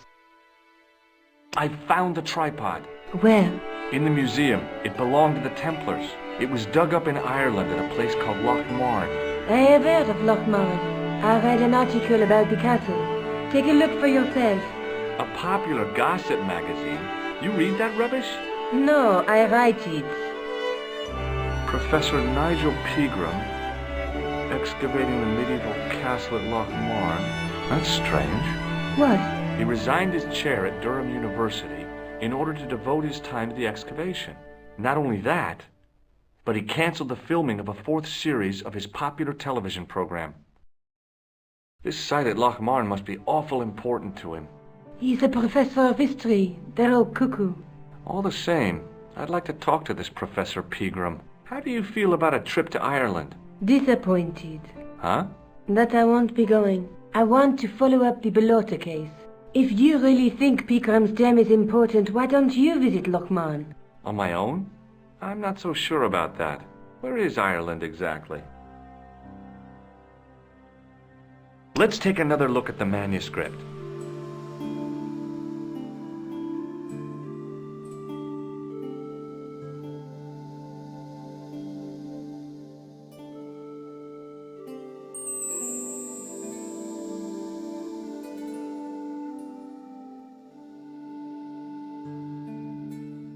A knight with a nut through. There's a. There. But. Look there, 2 guys. I have to go. Okay, I'll see you later.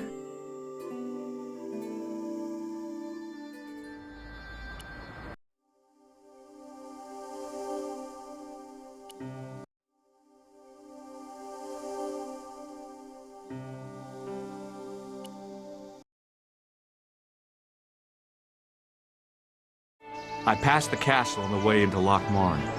The castle where Pegram's excavation was located.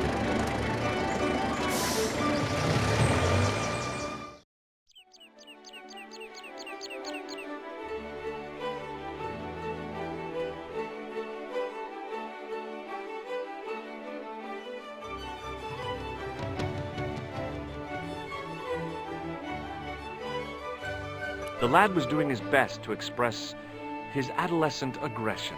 His effort was somewhat diminished by the fringe of milk on his lightly feathered upper lip.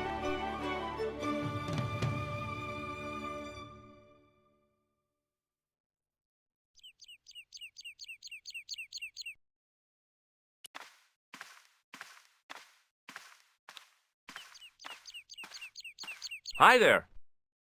What? What's your name, kid? Who are you calling kid? Who the hell are you?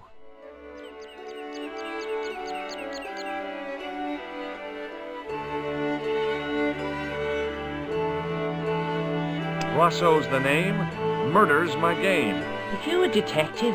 Let's just say I'm here to find the truth. Cool. Just like on the telly. Cut the crap and tell me your name. Liam McGuire. What are you doing hanging around the bar, McGuire? I'm on the run from me dad. Why? Did you do something bad? I ain't done nothing, boss. You can tell me, kid. Is it your dad? Oh, sir. He drinks every last penny down his evil throat. And there's me poor old mother, bedridden and dying of presumption. I tried to buy her medicine. Chopped firewood for Father Mahoney till me fingers bled. The old skinflint cheated me too. But I took the pennies he gave me back home. Look, Ma, says I, see what your darling son has earned with his own sweat and blood. When suddenly, me dad appears and grabs the loot. I'm off to Dublin, heavy drinking, says he. Watch out till I get back. That's why I runned away. Something in the grin on his face told me he wasn't being strictly truthful. Compared to him, Huckleberry Finn was a candidate for Altar Boy of the Year. Do you know a man called Pegram? Can you describe him like on the telly in the cop shows? He's an English archaeologist. I know the man you mean if he's the one. Can you tell me where I'd find Pegram? No, I can't, 'cause he's not here now, but if I sees him, I'll ask him.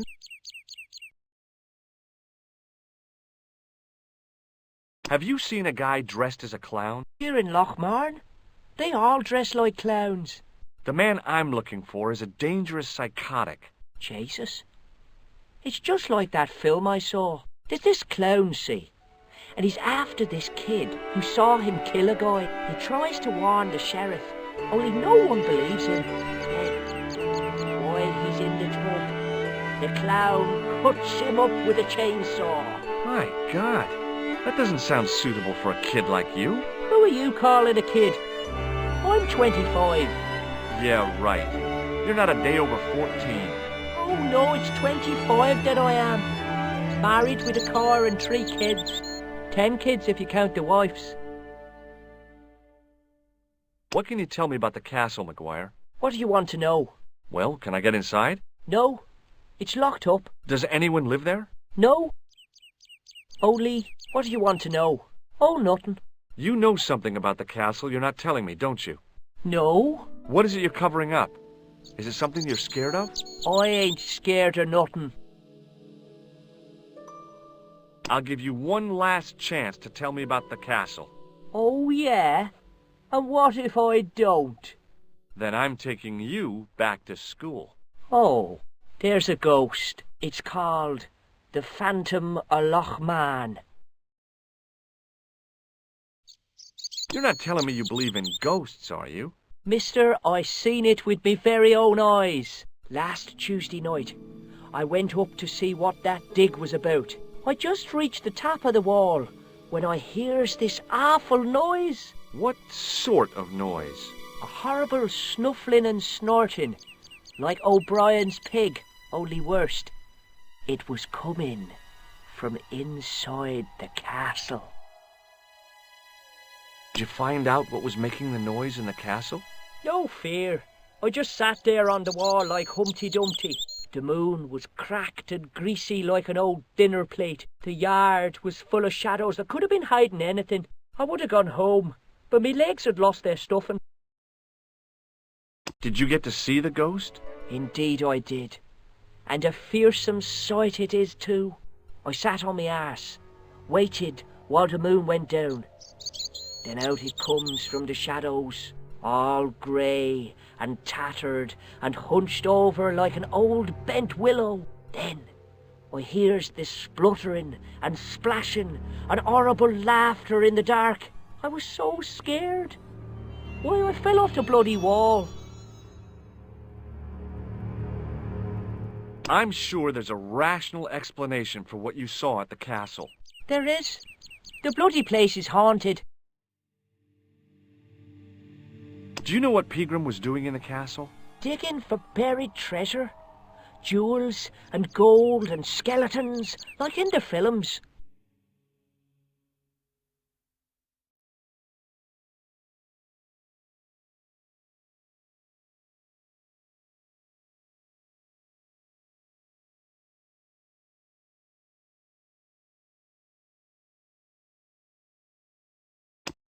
Have you ever seen anyone wearing one of these? Sure. Rudolph the Red-Nosed Reindeer. That belongs to the killer clown you're looking for. That's right. Can I have it? Sorry, I'm keeping this as evidence. You should have told the cops. I did. They weren't interested. You should run tests on that, mister. You could identify the murderer with a sample of his snot. Yuck. I don't think so. Ever heard of Thomas Merlin or the Gruber Electronics Corporation? No. Do you recognize this matchbook, McGuire? No, sir. I never seen it before in my life. Have you ever seen this man before? What a slimy character. No, I never seed him. What does this tissue mean to you? Nothing. What do you think this tool is used for? Lifting drains. Dead right. How did you know that? Work experience course in school. That gives me a choice of going down the drains or up the chimney. You're kidding. Give me your hand. Get lost. Oh, come on. I just want to show you a little trick. No way, mister. I don't do tricks. Father Mahoney told me I'd burn in hell if I did. I just want to shake your hand, that's all. No way. See you later, kid. Okay, mister. The lad was doing his best to express his adolescent aggression. His effort was somewhat diminished by the fringe of milk on his lightly feathered upper lip.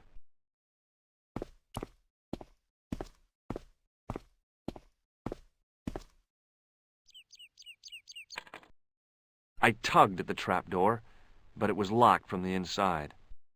It was a trap door in the sidewalk.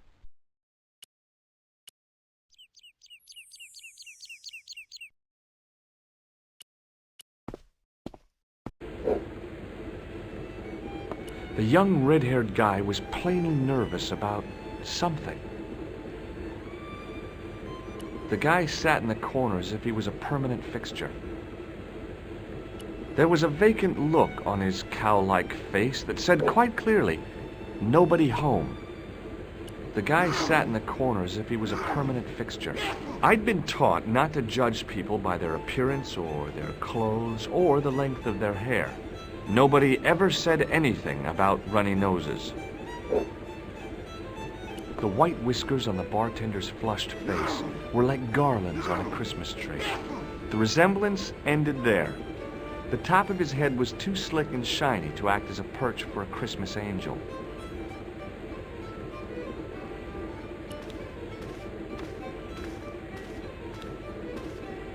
He wasn't listening.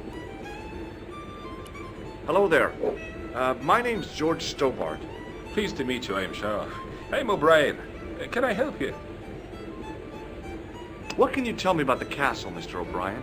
It's a fine site now, isn't it? Dates back to the 10th century, you know. Most of the existing building was added much later, of course. Are the ruins open to the public? Oh no, it's much too dangerous. Anyway, there's nothing of interest remaining. How can I get into the castle? Well, those walls were built specifically to stop people getting in, Mr. Stobart. But I dare say you'll find a way, if you've the will. Can you tell me about the tripod which was found in the castle? Now, there's a bone of contention and controversy. It was dug up by an Englishman of the archaeological persuasion. Who was this Englishman? Professor Pegram, the same man who dug up the gem. Do you know where I can find Pegram? You're too late to meet that fella. Is he dead? Not that, but he's gone from the village. A sore point with our esteemed host, I might add. Why has Pegram's departure upset the landlord? He's lost a paying guest, that's why. More than that, there's the question of an unsettled bill. Poor Michael's seen red over the business, and I don't blame him. Can you tell me more about the landlord? Mick Leary? He's what you call a would-be sophisticate. The trouble is, his idea of sophistication extends as far as putting paper in the lavatory. I never worked out why he did that. It's much too dark in there to read. That's true. Have you ever run your hand over the back of the door? The graffiti is written in Braille. Do you know where Pegram has gone? I'm sorry, but I don't. He upped anchor in the dark and shipped out before the dawn. Why did he do that? Who knows? A guilty conscience or a secret assignation. Whatever the reason, he'll not be missed in Lochmar. Maybe now the fuss about the gem has died down, we can get back to normal. What can you tell me about the gem which Pegram found? Now there's a gem which should never have been taken. A man would have to be full of greed to covet that stone. What's your interest in the jewel? You're not a reporter, are you? Oh no. Thank the Lord for that. Have you ever heard of the Knights Templar? I most certainly have. A remarkable institution. Did you know? They were the originators of our system of credit. Their financial empire stretched from the Atlantic to the Caspian Sea. With bases in so many countries, they had to establish new methods of fiscal transfer. So, The Knights Templar were nothing but a bunch of bankers. I don't get it. Are you saying these Templar guys invented bank charges? In a manner of speaking, I suppose they did. What a dirty trick. Didn't anyone try to stop them? Oh yes, they were arrested and many were burnt at the stake. Good. They bloody well deserved it if they were anything like my bank manager. Have you heard of the Phantom? More than that. I've seen it. And let me tell you, it's a dreadful spectacle. So it's not just a local legend. There really is a Phantom of Lochmarn. Oh no, I was talking about the Phantom of the Opera. What do you make of this tissue? I guess that muck on it is grease paint. Does this red nose suggest anything to you? No, it doesn't. Does this matchbook mean anything to you? The design is Middle Eastern, I'd say. What can you tell me about this ID pass? Gruber Electronics. I've never heard of it. I'd like to shake you by the hand, Mr. O'Brien. Oh, no, you don't. Does this tool mean anything to you? I'd say it was for lifting manhole covers. Do you recognize the man in this photograph? Nope, I've never seen him before. Goodbye for now. Hi, my name's Stobart, George Stobart. Hello there, mister. What can I do for you? Can you tell me anything about the castle on the hill? Oh, I don't know much about anything. You should ask Mr. O'Brien here. He just joined up writing. Would you be one of them history fellas yourself? That's right, Professor Stobart, Miskatonic University. You're an archaeologist, and you're asking us about the castle. Excuse me, Mr. O'Brien. The gentleman was talking to me. How come you didn't leave with the others? I didn't know they'd gone. Oh, yes. Packed their spades and shovels and away they went. Seems I missed all the excitement. What excitement? Do you know Professor Pegram? Do I know him? Do I know the good professor himself? No, I don't. I mean, I know who he is. I don't know him to talk to. Do you know anything about Pegram's excavation? Only that he didn't have the right tools for the job. What he needed was shovels and a JCB. Pegram was digging for historical remains, not coal. Is that a fact? What the hell for? It's the science of archaeology, Pat. Understanding how people used to live by what they've left behind. One day archaeologists might be digging up our remains. Imagine that, Mr. O'Brien. I wonder what they'll find. Well, it won't be arrowheads and beakers. Fast food cartons and flavored condoms, more likely. Did anyone from the village work at Pegram's dig? I tried it myself, but that high and mighty history man called me incontinent. What a nerve. Hadn't I dug more holes than the rest of them put together? Does this security pass mean anything to you?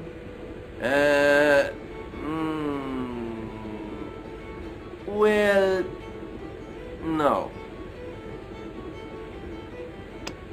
Do you recognize this matchbook? No. May I shake your hand? No, you can't. Well, how come? Because I'll spill me beer if you do. Does this tissue mean anything to you? No, boss. What does this false nose mean to you? No, you're a clown.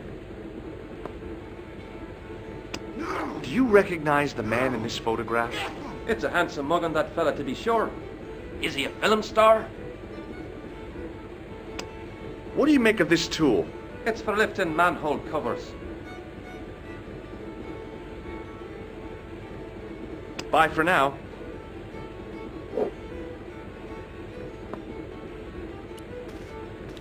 Top of the morning to you. I beg your pardon. Well, that's what you Irish say, isn't it? Do you want something? Or are you just flaunting your xenophobia? Well, I was trying to be sociable. Is it a room you're after?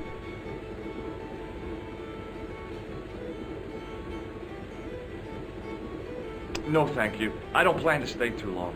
Who does? Most folk take one look at Lochmarn and jump back on the bus.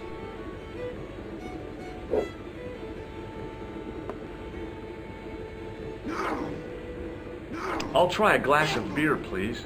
Is this your first pint of real ale?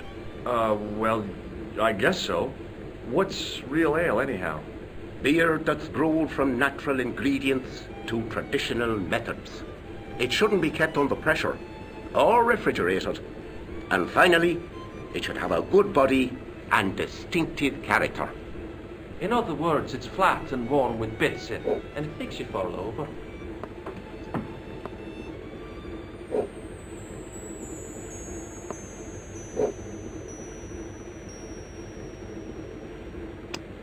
Do you recognize this man? No, I don't. What do you want with him? I've got a score to settle. I don't want any trouble in the bar, mister. If it's a fight you're looking for, see Father Mahoney. A priest? A man of the cloth? Sure. And he teaches the boys how to box at the youth club. According to Mahoney, it develops character. Isn't that right, Pat? Didn't he teach you the art of pugilism?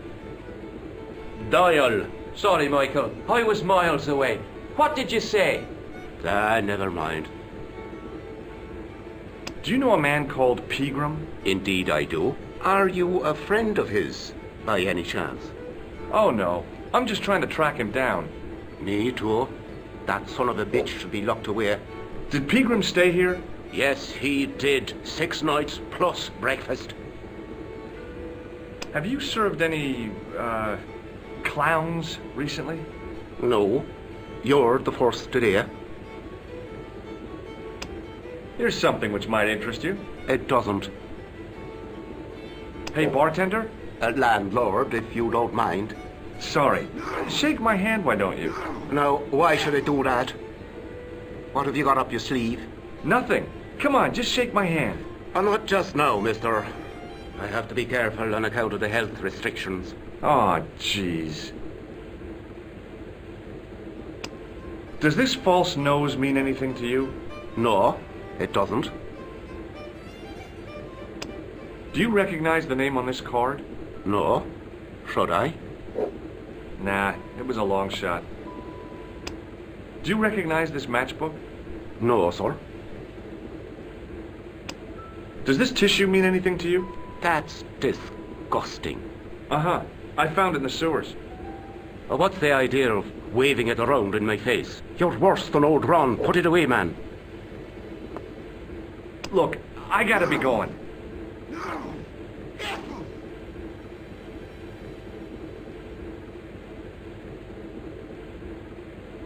It was a beer-stained piece of toweling.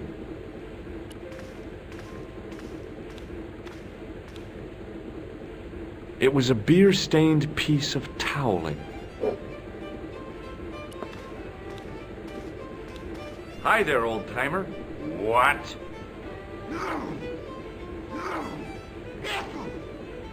Nasty cold you've got there. As soon as the words left my lips, I regretted them. Is there such a thing as a cold which isn't nasty? I put the question to Father Mahoney. Father, says I, why were we born to suffer snot? What did he say? He said, it's my reward for being out all night like a sinner. Pious prig. Anyway, this is no ordinary cold. 'Tis the hay fever. Pollinosis? Thank you. You're not a policeman, are you? Excuse me? Police? No. I'd know it if you were. What's that you're making? It's a necklace, me bucko. Oh, sure. Made out of steel wire? That's right. A necklace for my pretty one. When my little lover feels it round her slender neck, she'll be mine. All mine.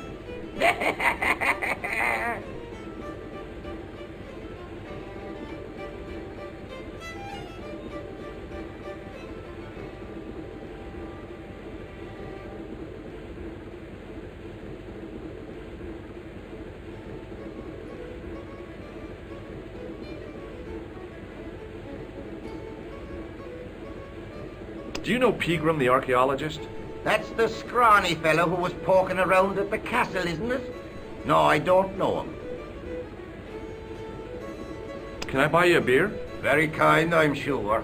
But I don't drink the stuff Leary sells. What's wrong with it? I've seen what it can do. Can you tell me how to get into the castle? Don't even think about it, me bucko. Lochmarn Castle is haunted. That's what the kid outside told me, but I don't believe it. Then you're a fool. Ghosts don't bother me. I still want to visit that castle. You can't. It's not open to the public. There's no one around to stop me, is there? That's right. Nothing human, anyhow. Have you ever seen the ghost? To be sure. With me very own eyes. Can you describe the ghost? It was horrible. A wee stunted beast, long beak, straggly, flappy wings. Are you sure it wasn't a wild animal? A rabbit or a skunk or something? Skunk? In Lochmarn? That'll be the day. No, that was a ghost, to be sure. I think I know what you saw on the castle wall. I know what I saw. I don't think so. It was the kid, McGuire. What? He was up on the wall last Tuesday night. He thought you were the Phantom of Lochmarn. Oh! Take a look at this ID card. I don't know anything about it. You could make use of this tissue. Never use them. Those things are unhygienic. Do you recognize the man in this photograph? I can't tell without my glasses. What does this red nose mean to you? Nothing. Could you use this towel? I could, but it wouldn't be much use for anything else. Hey, would you like to shake my... no, on second thought, forget it. What does this matchbook mean to you? Nothing. Go away and stop bothering me. Can you identify this tool? No. I'll see you later.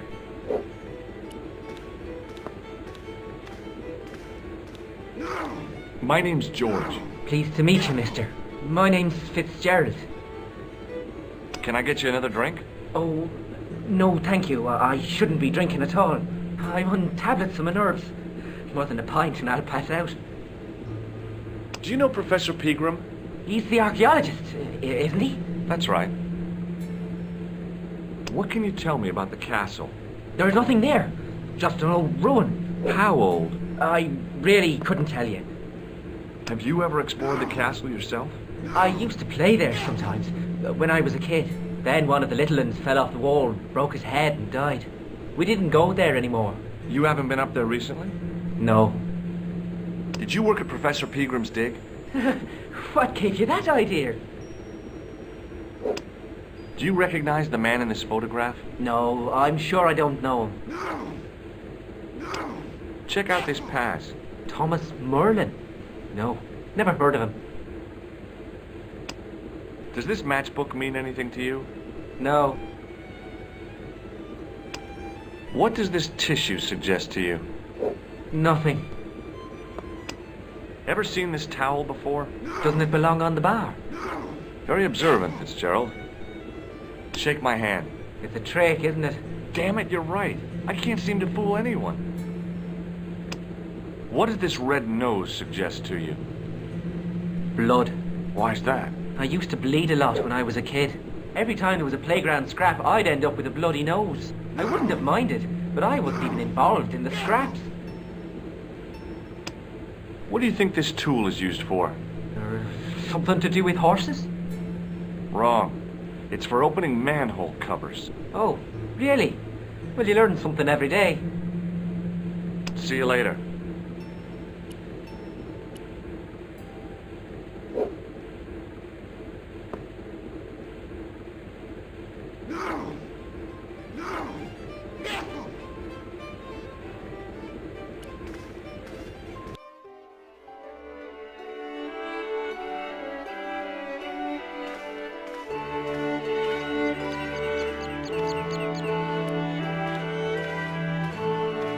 Hey, McGuire. What? Do you know anything about Pegram's dig? He wouldn't let me anywhere near it. I offered to help, but he chased me off. I didn't want to see his smelly old hole anyhow. Did anyone from the village work at the dig? Pegram brought some students and bums with him. He reckoned no one in Lochmarn would know what to look for. The only local guy who worked for him was Sean Fitzgerald. Fitzgerald says he's never been anywhere near the dig. He's having you on, mister. What do you make of this, kid? Hey, that's one of Leary's towels. He'll skin you alive. That old windbag doesn't scare me. Anyhow, I'm only borrowing it. You're pretty cool, mister. For an old guy. See you later, kid. Okay, mister.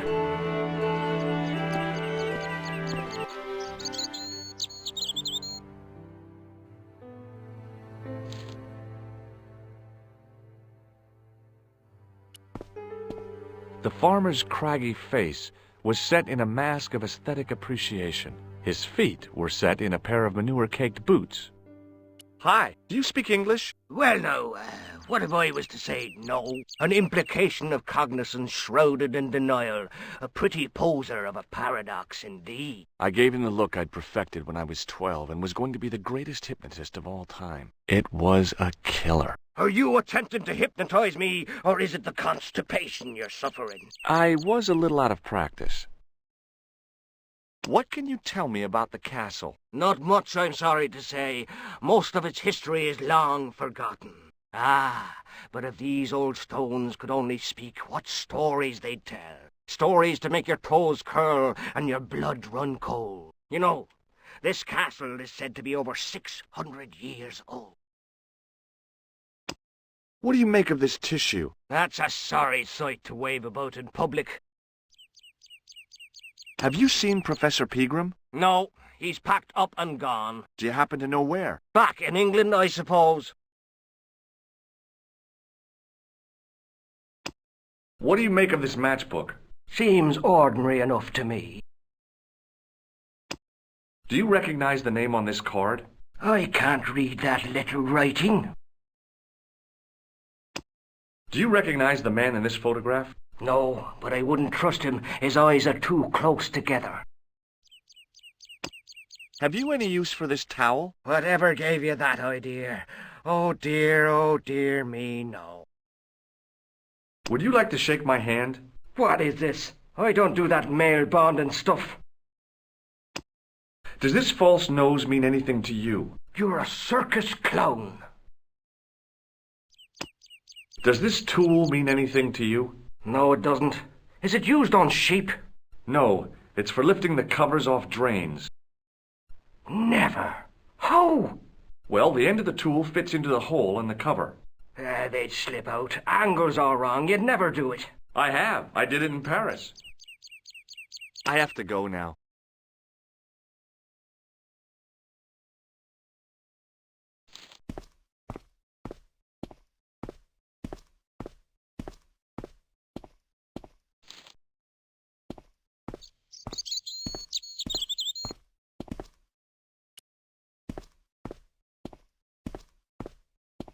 The gates were made of solid, age-blackened wood.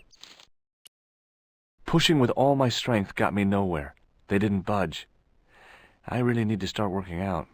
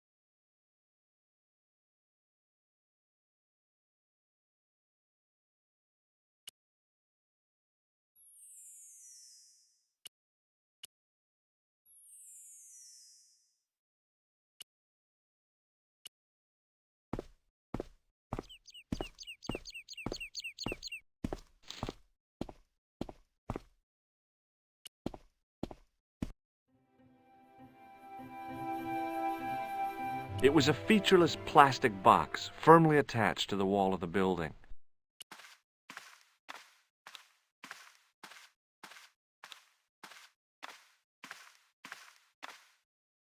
I tugged at the plastic cover, but it didn't move.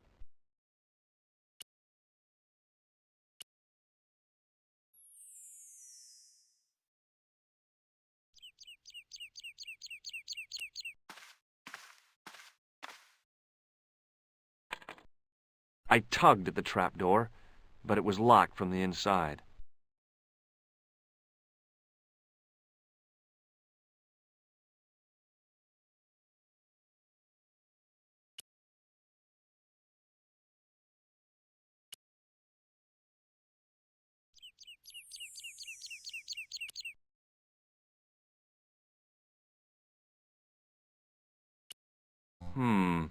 Maybe not.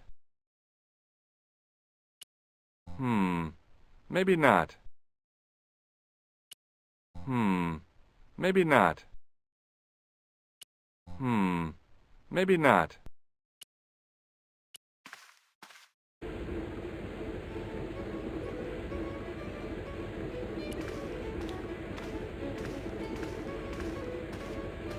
Excuse me.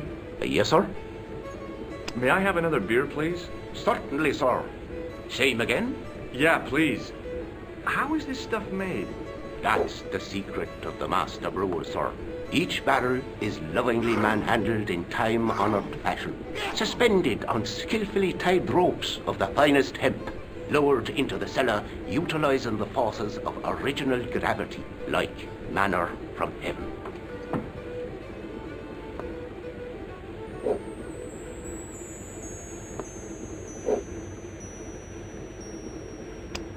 May I borrow this towel? Sure you can, on one condition. What's that? You keep it away from old Ron. Who's Ron? That's him in the corner, with the hygiene problem. Look, I gotta be going.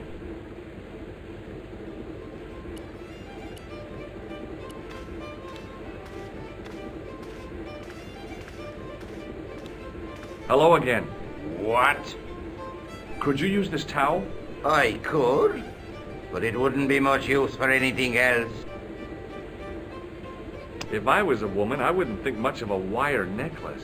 It's not made for a woman. I've got my sights on tastier dishes than women. Flesh as smooth and tender as a maiden's. Bones as soft and white as a newborn babe's. Rabbit, lad. That's what gets my juices flowing.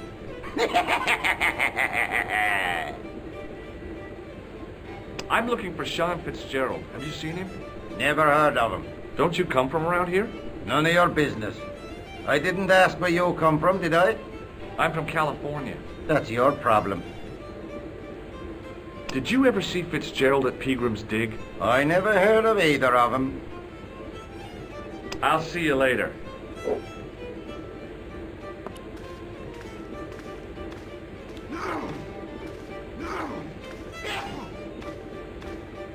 Excuse me, Mr. O'Brien. Hello there. What now? Does this towel mean anything to you? Sure, it's one of Leary's towels. Are you planning on stealing it? Just borrowing it, if you must know. Do you know Sean Fitzgerald? Yes, I do. What you want with him? I want to talk to him about working at the dig. What makes you think he did? The boy outside told me. I can't imagine anyone employing Sean Fitzgerald on a dig. He wouldn't know a post hole from his elbow. Goodbye for now. Hey! Hello there again, mister. What do you think of this towel? Now, there's a fine piece of cloth if ever I did see one. Such craft must surely come from linen cupboards of the Vatican itself. Do you remember seeing Sean Fitzgerald at the dig? Let me see now. I think me brain box needs a spot of lubrication. Can I buy you a drink? You most certainly can. Give me a drink for my friend here. Who, Doyle? Has he conned you into buying for him? Shame on you, Patrick. Same again. Just a point this time, Michael. 1 point of brown coming up.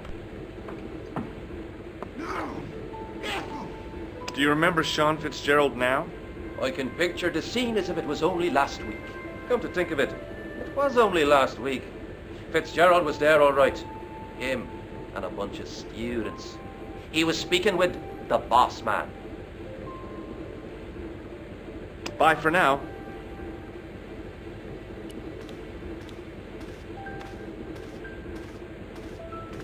Mr. Fitzgerald? Doyle told me you definitely worked at the dig. He's seen you there. You might as well admit it. I knew this would happen. I knew I'd get caught. I need to talk to Professor Pegram, if he's still alive. What do you mean? Is he in danger? Yeah, you too, if I'm right. You're not from the Social Security. Hell no. What makes you think that? Well, I was claiming benefits at the same time I was working for Pegram. I'm not in a position to make judgments, Sean. That's between you and your conscience. All I want is to talk to Pegram about the gem. But he's not here. I know that. But he left that package with you, didn't he? So where did Pegram go? I don't know. I swear it. He came to see me early this morning. Said he was leaving. He asked me to give this package to a guy called Marquet.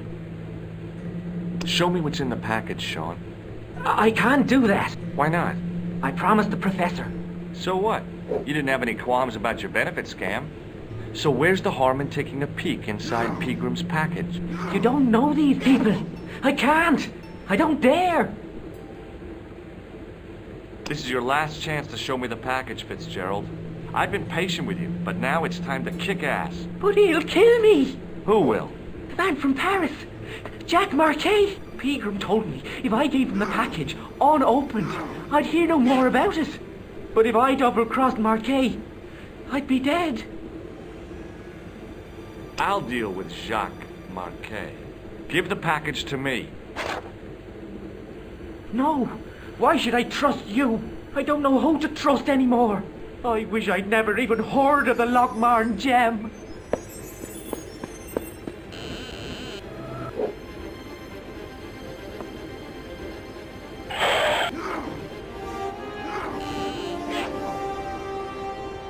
Hey! I just seen a big red... Get out of here, Maguire. Come back when you're old enough. What's the lad howling about? A big red sports car. Sean Fitzgerald's been runned over. Get out! Noisy little tyke. Maybe you should send out some medicinal brandy, Michael. Oh, yes. And who's going to pay for it? Not me. Me too, neither.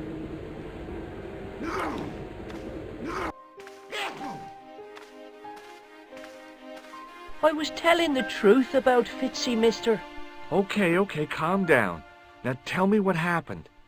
I was standing here, minding me own business, when I saw this beautiful red sports car coming up over the hill. Would you look at that, says I, and I going over to take a closer look. Next thing, Fitzy comes tearing out of the pub and nearly knocks me on my ass, but the car just flies at him. It was too fast for poor old Fitzy, and hit him an awful wallop. He goes flying up on top.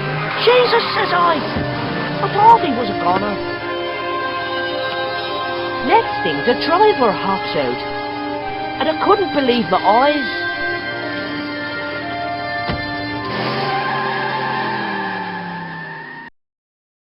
He was dressed like a bloody pixie.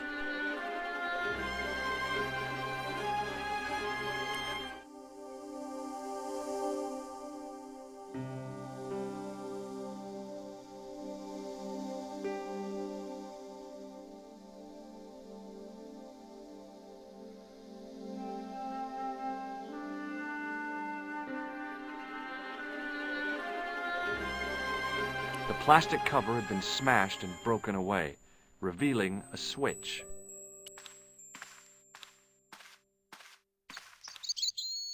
I pushed the switch down, but in doing so it snapped off in my hand. The plastic cover had been smashed and broken away, revealing a switch.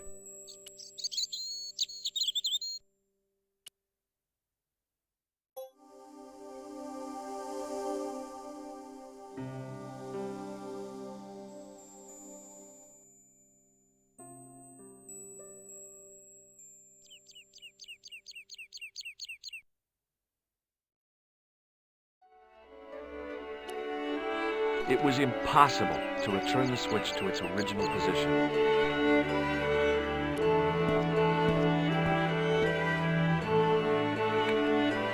I tugged at the trapdoor, but it was locked from the inside.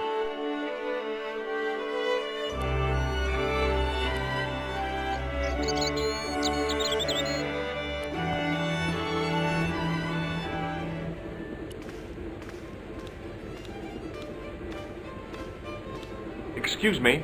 Yes, sir?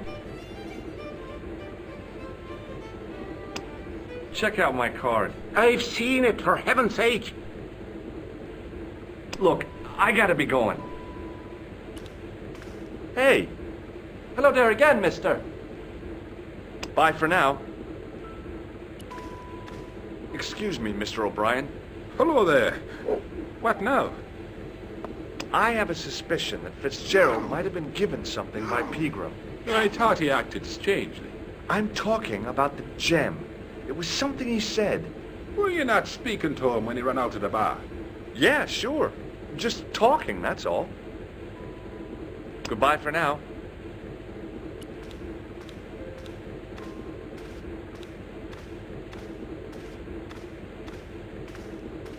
Hello again. What? Ah, so you're making snares to trap rabbits. That's right. Do you have a problem with that? Damn right I do. Isn't it painful?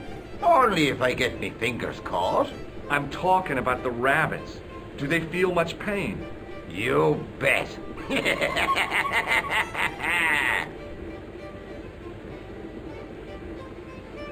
I'll see you later.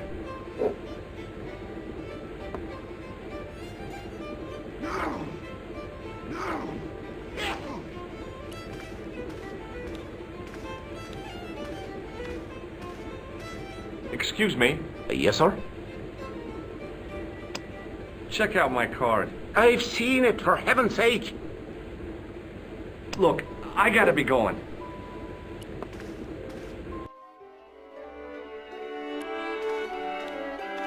Hey, McGuire. What? Did this pixie have a scar on his cheek? I couldn't see. He was wearing a stupid mask. Are you a special agent? Sorry to disappoint you, kid, but I'm not.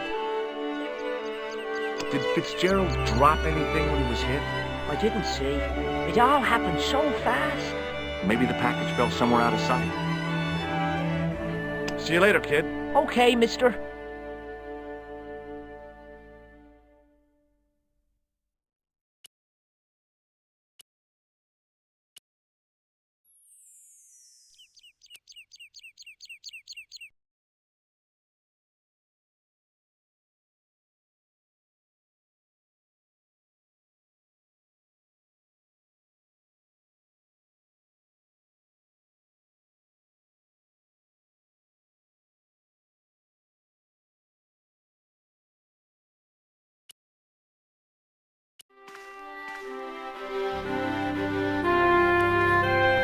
Hi, it's me again. So I see. What now?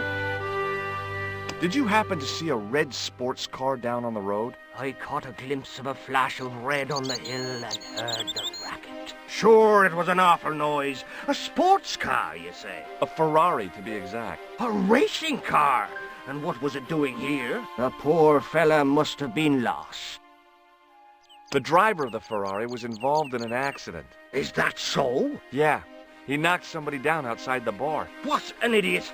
How could a thing like that happen? He was traveling too fast. So fast, he ran right under the car? I mean, the car was traveling too fast. But you'd have thought the idiot could have heard it coming. Maybe you know the guy who was hit by the Ferrari. His name is Sean Fitzgerald. Oh, I know him all right. That's me nephew, the idiot responsible for the stacking of my hay cart. Was he killed by the car? Oh, no. But he has been abducted. Well, that's a relief now. Aren't you going to look for your nephew? What for? From what you say, it's too late. Well, you could report the matter to the police. Better not. Besides, what could they do? Well, they could mount a search. They have only the one bicycle between them. In a question of superior acceleration, I put me money on the Ferrari. I think you ought to know exactly what Sean has gotten himself into. I'm not sure I want to know. But you're his uncle, his own flesh and blood. You're right, but what can I do? If I'm not here to guard it, some idiot might try to climb the haystack. What a moral dilemma. Stay here and guard this potentially lethal agricultural construction, or to go off in search of the prodigal nephew, the very man responsible for said hazard? It'll need some thinking about. Why, there's no problem. You're right. Why didn't I think of it before? We'll demolish the haystack. You don't have to demolish the haystack to go look for Sean. I'll stay here in your place and warn anyone who's silly enough to climb it. Marvellous! I think I should start me inquiries in the bar.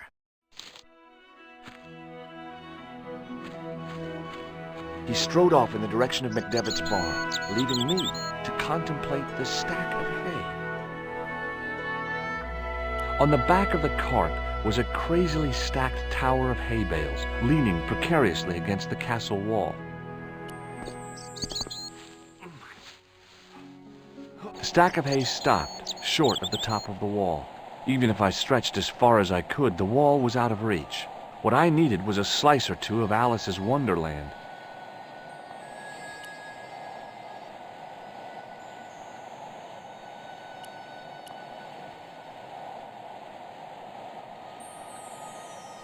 There was a narrow crack between two of the stones where the centuries-old mortar had crumbled away. I pushed my fingers into the narrow crack. It went back several inches into the rock.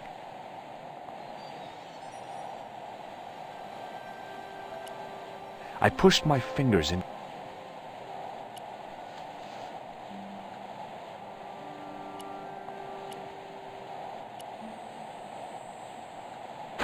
I inserted the end of the lifting key in the mortarless crack and gave it a firm shove.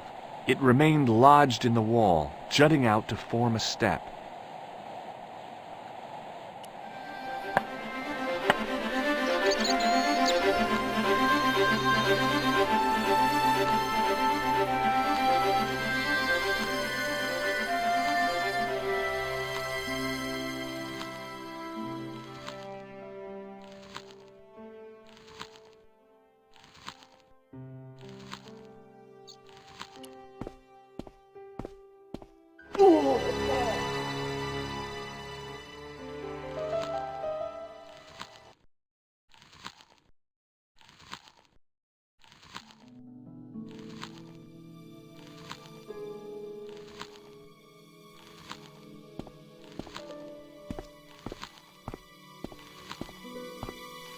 It was a rusted piece of iron, maybe part of a plow or something.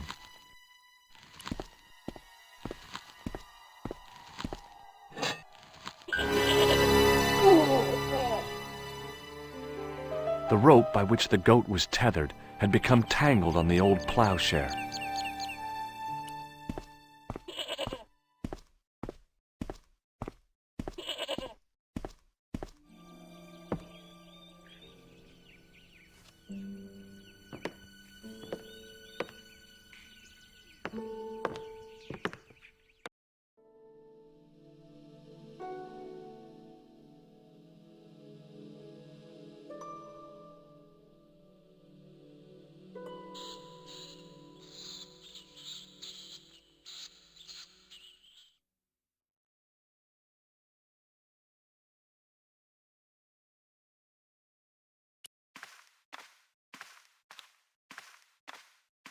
The sack contained a fine white powder.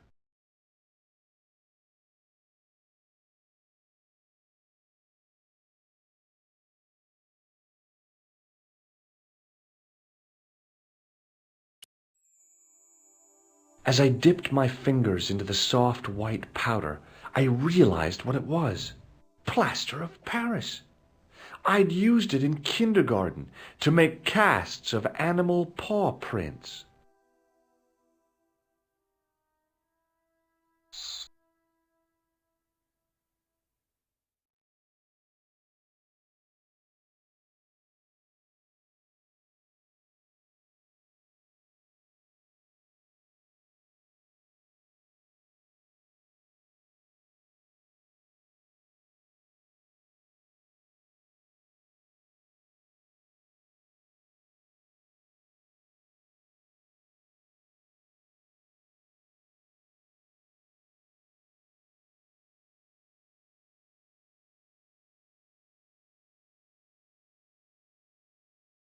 The sack contained a fine white powder.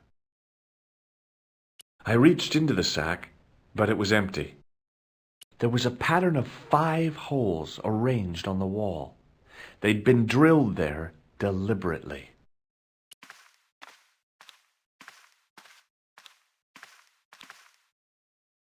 I placed my fingers and thumb into the holes in the wall.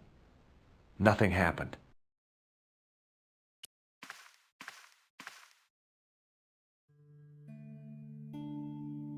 It was a statue which had fallen from its place on the wall. 5 fingers of stone projected from the back of the carving. The statue was too heavy to lift. It overbalanced into the sand. The statue lay face up in the soft sand.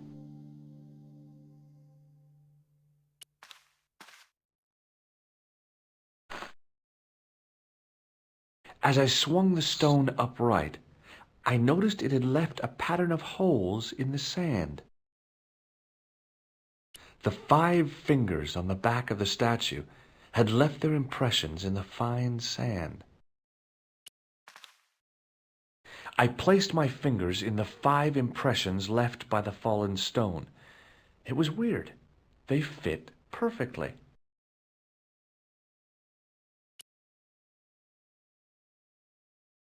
It was a handful of plaster left in the castle by Pegram's archaeology team.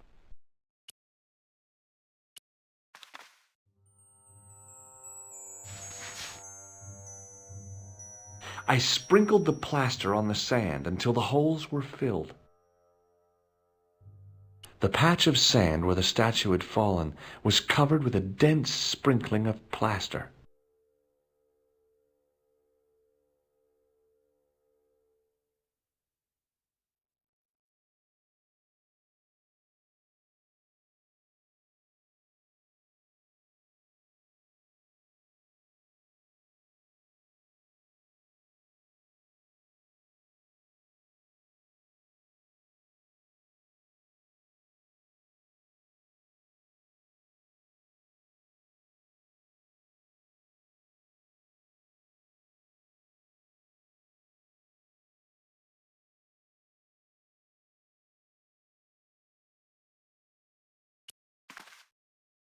I smoothed the plaster level with the sand. It was my first experience of home improvement.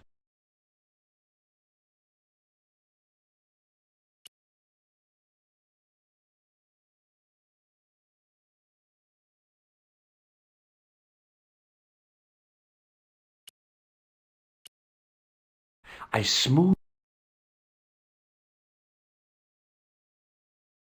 Behind the altar was a carved panel decorated with animals, birds, and plants. I tried in vain to move the panel.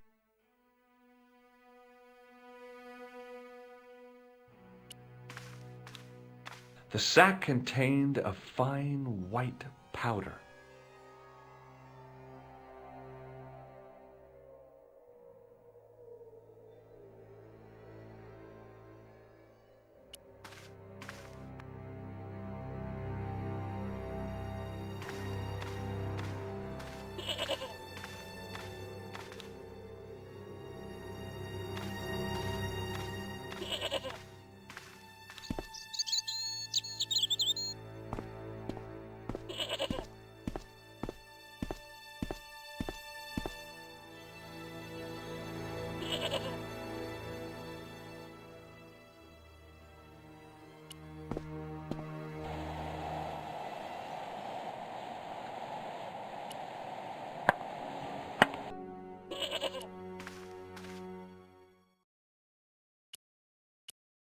It was a rectangle of toweling printed with the words, "Nagopaline stout builds body."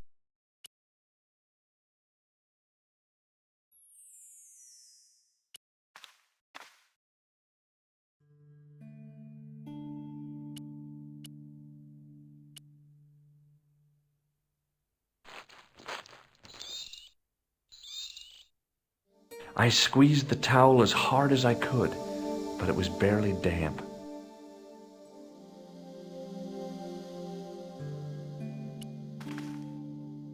I smoothed the plaster.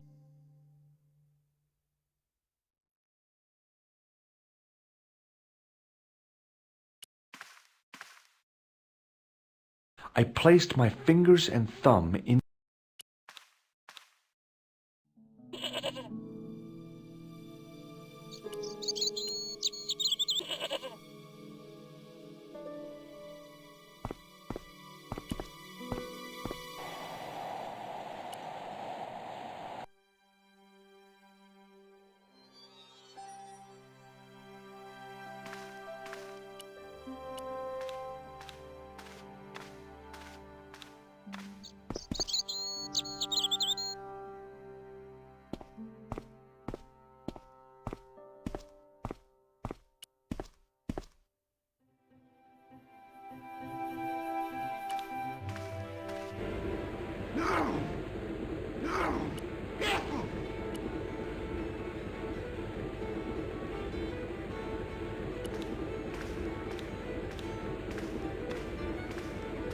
Excuse me.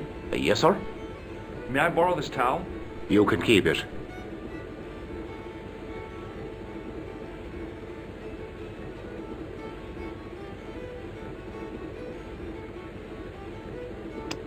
Check out my card. I've seen it, for heaven's sake.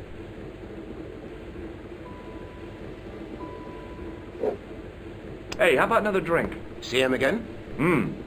Do you serve cocktails? I'll serve anyone with manners. And money. No, I'm serious. Have you considered turning McDevitt's into a cocktail bar? Cocktails are chic, cool, and popular with younger drinkers. What? Kids in the bar? Can you imagine it? Pinball, pimples, and puke. Right, I get the picture. I'll settle for a glass of stout. I'm sorry, but the pump appears to be broken. I could fix it for you. I don't think so. This is a job for a professional electrician. Oh, well, at least the glass washer is still working. It's not my dear, is it? It just so happens I'm an electrician. Check out my credentials. Well, no. Isn't that marvellous? Here's a house bedeviled with faulty wiring of a wayward nature. Here's you, an electric man, with a little plastic card to prove it.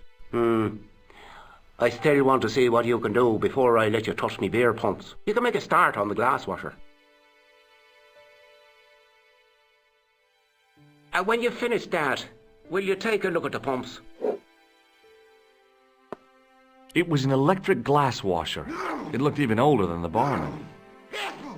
It was an electrical plug attached to the glass washer.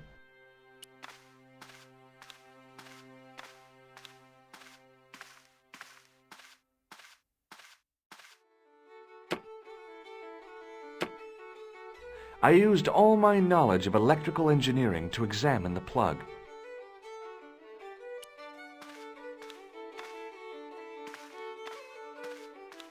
I couldn't see anything obviously wrong with the machine. I figured it must be the wiring.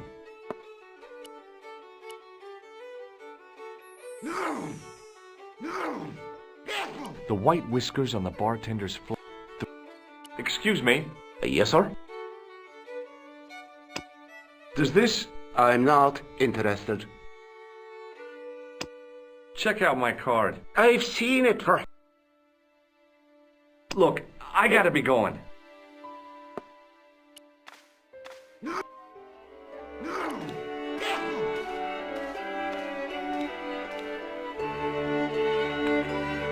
I tugged at the trapdoor, but it was locked from the inside. It was impossible to return the switch to its original position.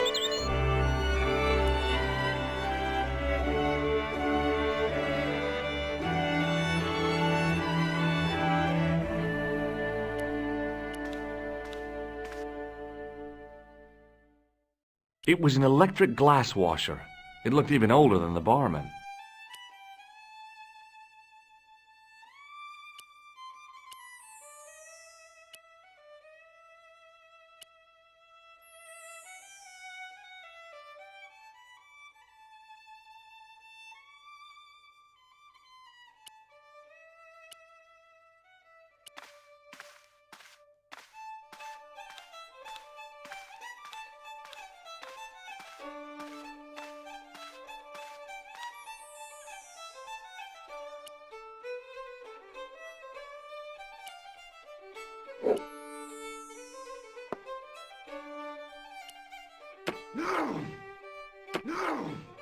I used all... Excuse me? Yes, sir? Look, I gotta be going.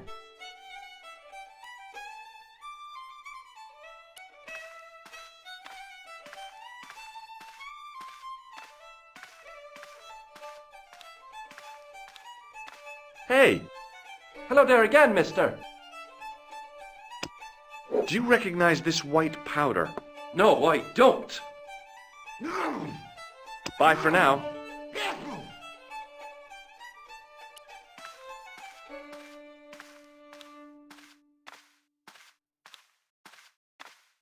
Hello again. What? I'll see you later.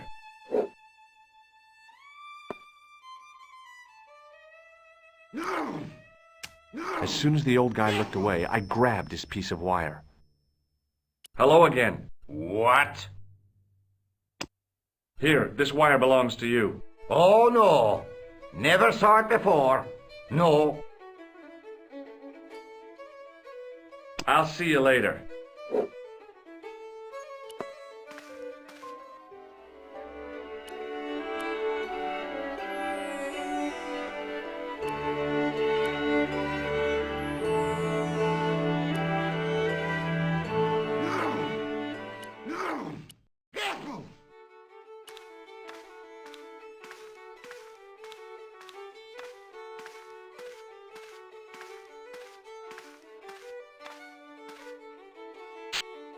I replaced the fuse with a piece of wire. I knew it was dangerous, but I was desperate enough to disregard everything I knew about standard safety precautions. Excuse me, Mr. Leary. I fixed your glass washer, no problem. Bingo! And a blessing to all the saints. A free half-pint to that man, on the house. Now, could you take a look at the beer pumps? I guess so, but I'm not making any promises. If you can't fix them, I'll have a riot on me hands. The pumps are in the cellar, right? That's right. You'll find a flashlight down there somewhere.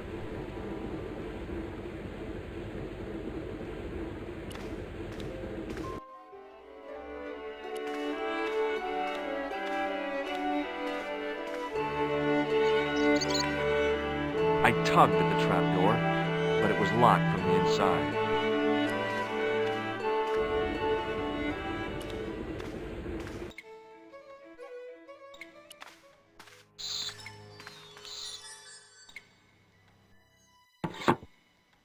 I pushed the lever and heard the grating of metal, but nothing appeared to happen.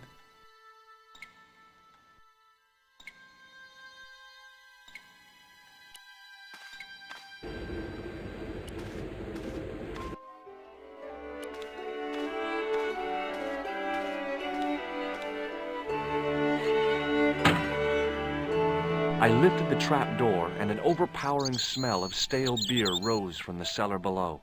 I looked down on a stone-tiled floor, way too far to jump. Excuse me. There was a nasty feeling in my guts I usually associated with light opera. It was Khan. What's the problem? Did you see what happened here a few minutes ago? What was that? A man was involved in an unfortunate accident. I didn't see anything. What about the boy? He doesn't know anything either. The kid, well, you know how it is in these rural communities. Not enough genes to go round. I prayed McGuire had the sense to keep his mouth shut. Was the guy hurt bad? He's been taken care of, but he thinks he dropped a small parcel. You didn't happen to find it, did you? If I had, I would have taken it to the police. Of course. Thank you.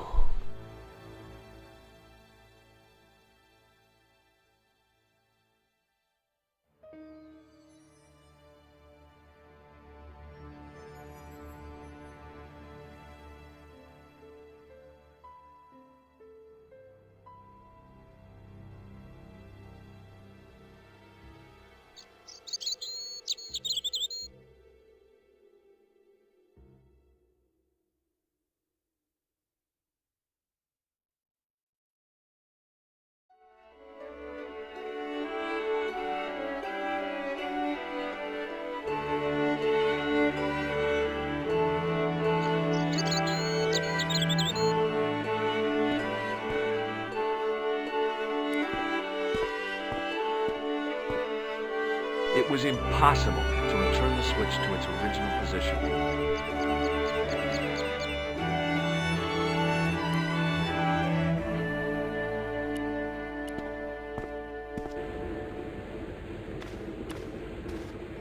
Now I could see. I spotted Mr. Leary's flashlight easily. Then I noticed a flash of light, something sparkling beneath the open trapdoor.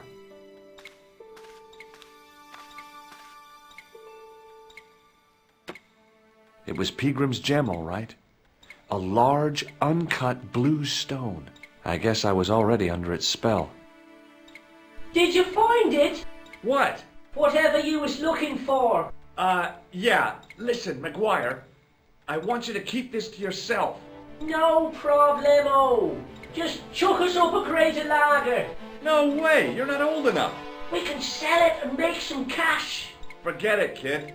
I couldn't betray Mr. Leary's trust. I could, for sure. That old misery guts deserves it.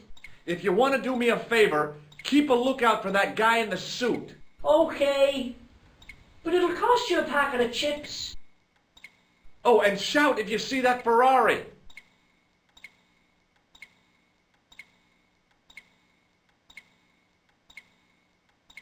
It was a rusty faucet.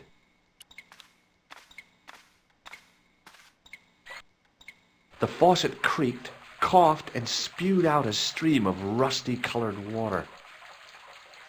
It was a rusty faucet.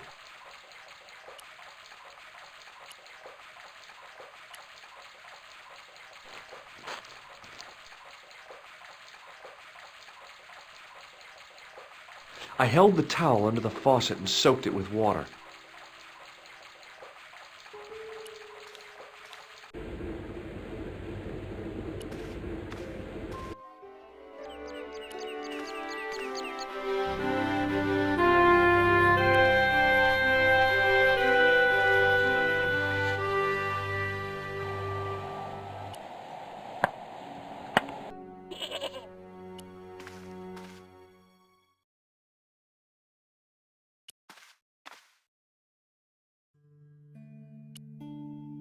It was a rectangle of toweling, printed with the towel was soaked through with...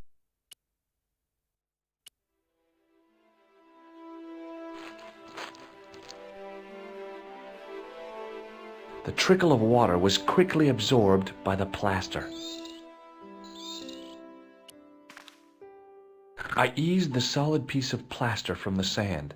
Underneath, it had formed a perfect copy of the statue.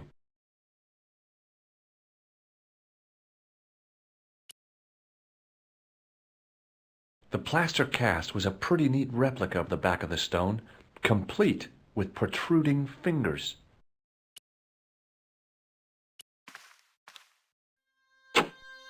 The hardened plaster cast fitted snugly into the 5 matching sockets.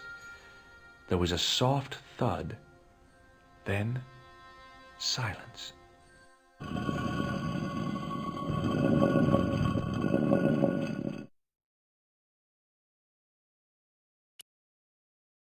It was the barman's flashlight.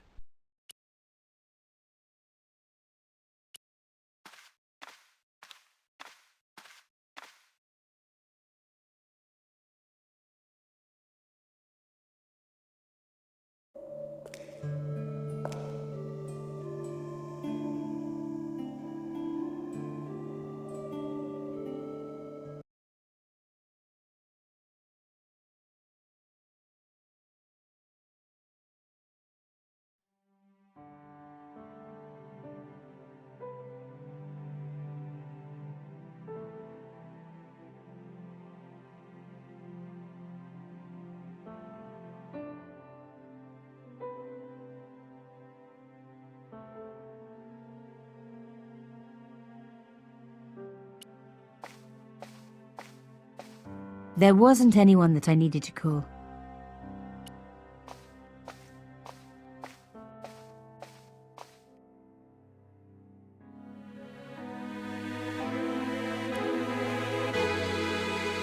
It was a photograph of the first.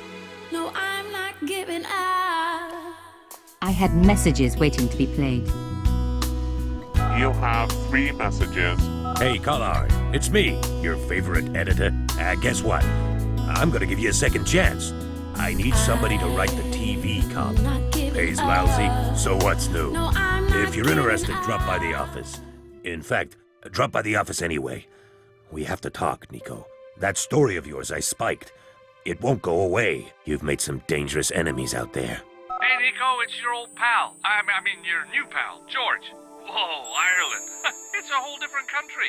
And I got some amazing news for you. Gem of a story, in fact. Oh, gotta go. Yeah, fella here's got a drink lined up for me. See you tomorrow, Nico. Slàinte. Yep, only here for a day and I'm speaking the lingo like a local. Mademoiselle Coulard, this is Imelda Carchon. I wanted to thank you for being so understanding when... Come to lunch, why don't you? Tomorrow. I might have more news. There's a Monsieur Merlon coming to see me this evening. He says he knows why Pierre was murdered. In fact, he'll be here shortly. I shall let you know what he says. Goodbye, dear girl. Till tomorrow. Merlin? Oh my God. Merlin's the killer. I better get over there and warn her now. When it came to being two-faced, Imelda was up there with the best. I owed her nothing, but I couldn't just let her die. I arrived to find the Palais Royal courtyard deserted. I only hoped that I'd beaten the assassin here. I had to warn Imelda before it was too late.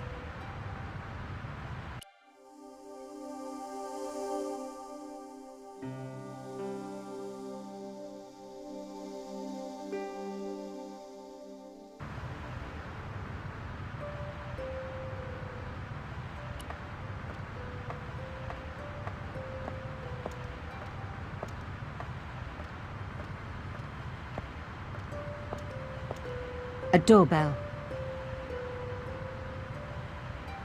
Carchon's front door. There was a fresh scratch on the paint. The kind that's left when someone's picked the lock. If I was right, Imelda was getting a lesson from a mime artist. And it wasn't the old moving staircase routine.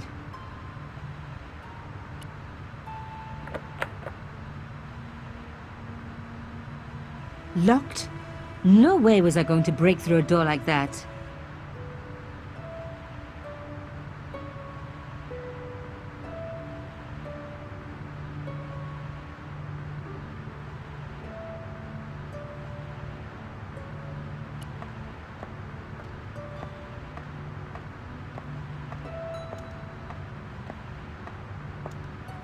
Fixed tight, presumably to stop critics stealing it. Who else would want to? Fixed tight, presumably to stop critics stealing it. Who else would want to?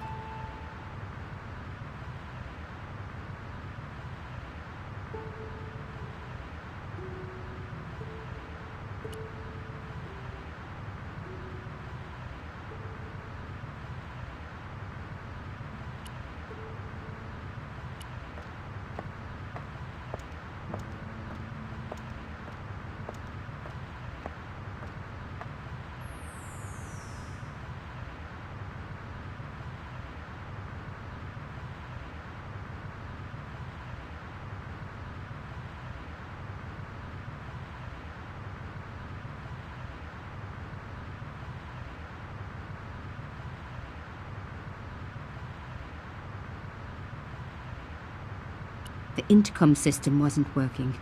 Bad sign. Somebody had cut the wire.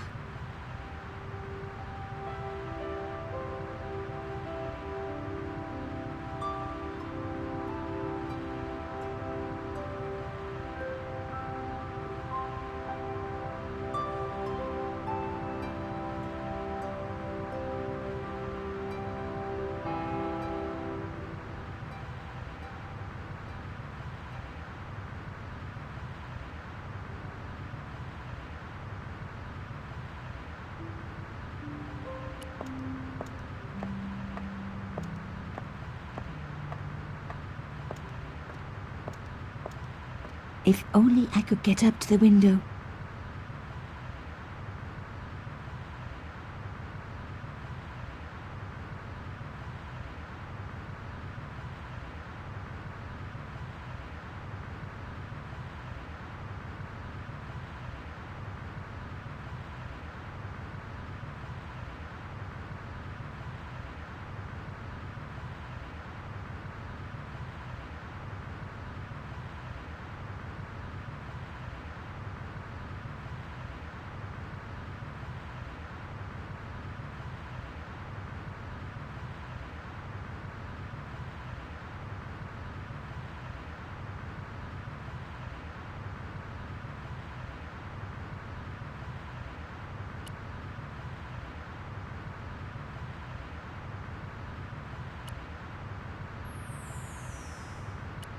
Fixed tight. Presumably to stop critics stealing it. Who else would want to?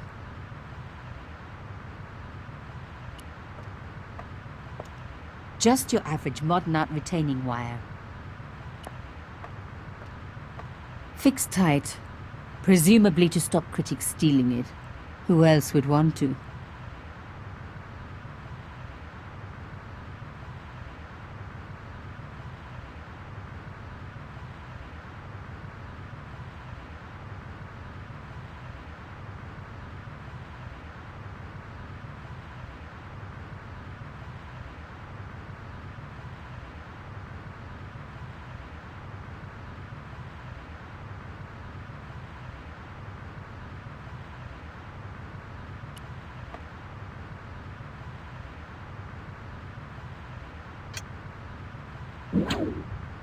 I unhooked the first wire.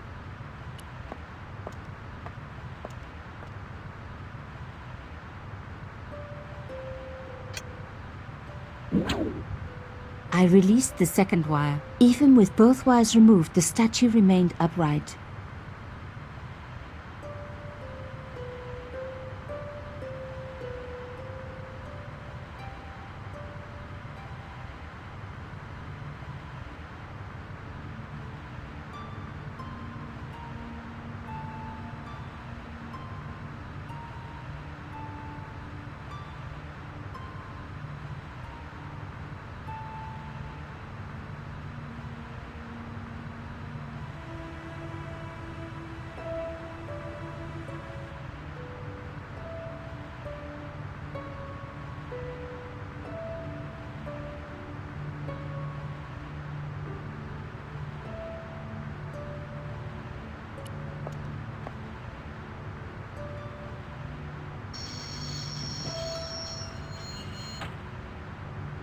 If I could deconstruct this, I could deconstruct anything.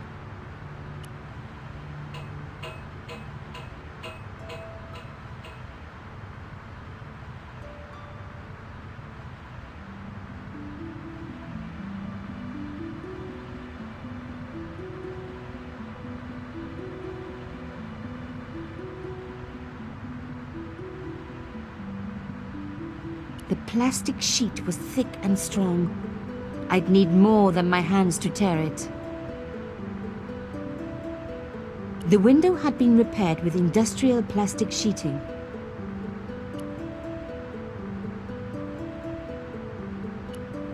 No. No. No.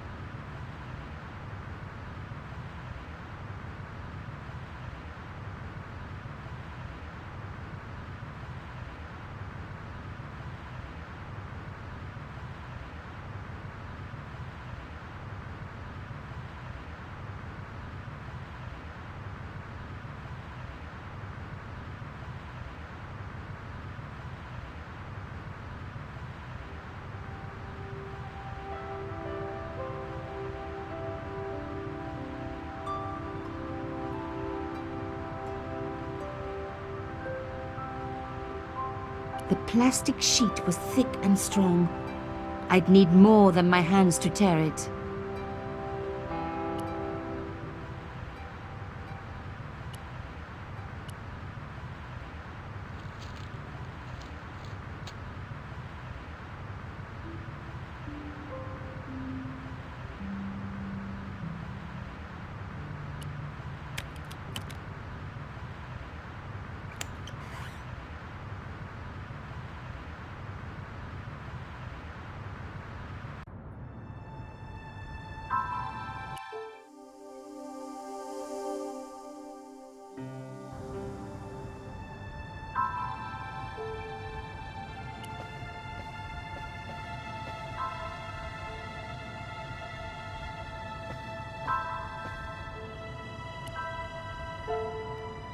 My God, I'm too late.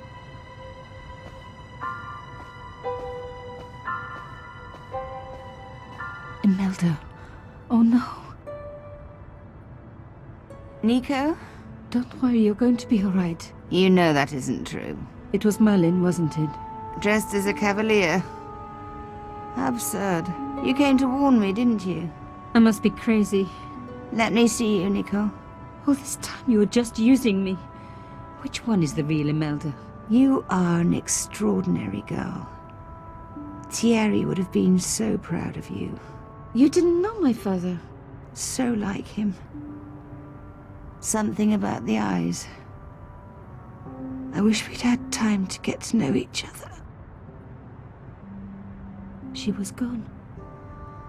She cheated me, lied to me, used me. But why?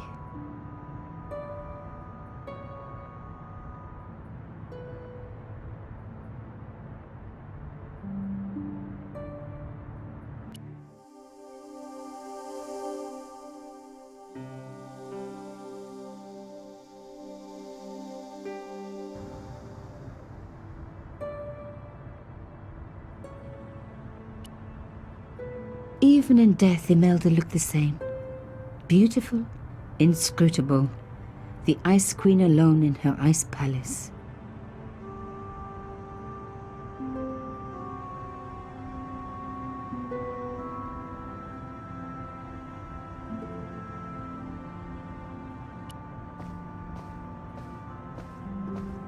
The Carchons in happier days. Well, before they were both assassinated, at least.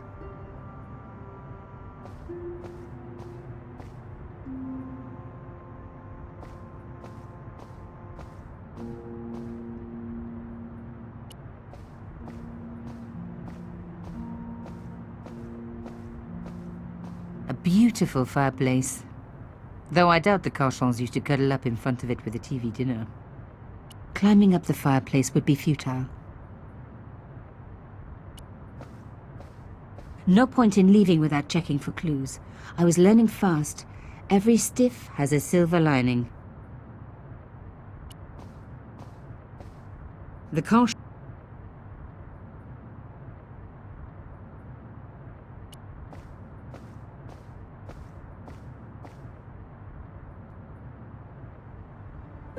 Around her neck was a locket. I opened it. Inside was a tiny gold key. I took the key. I had to leave. I knew I could never return.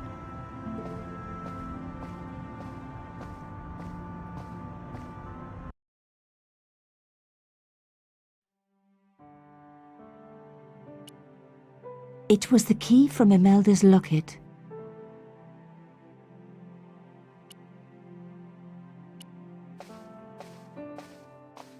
There wasn't anyone that I needed to call.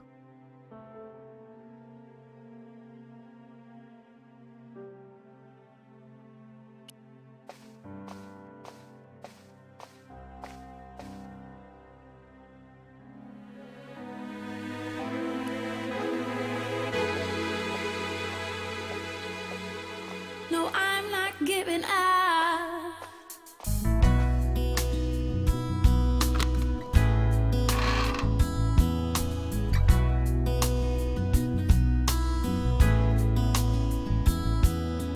I'm not giving up.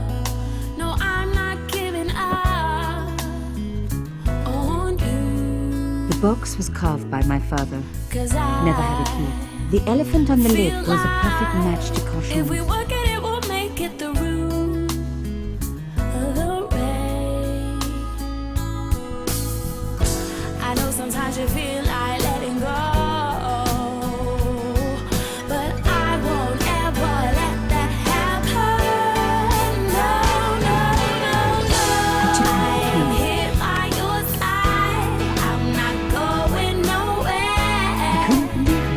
Imelda's key opened my father's box. I dreaded what I was going to find inside. And look back and laugh about this someday.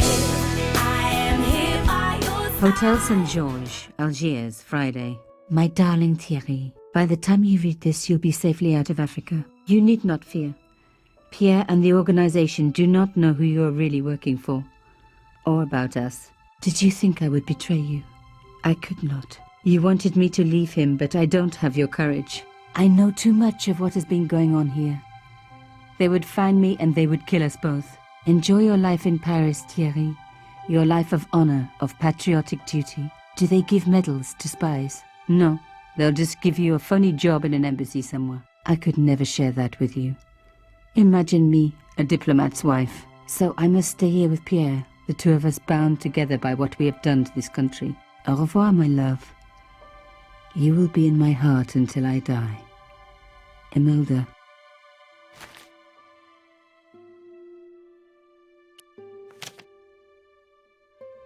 It was a photograph of Imelda. I felt as if a black hole had swallowed me up. Imelda and Canchon grinning.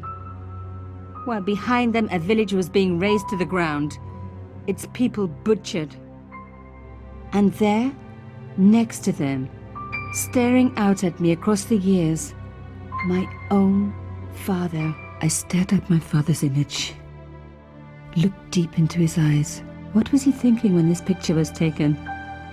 How brave he had been. I missed him so much.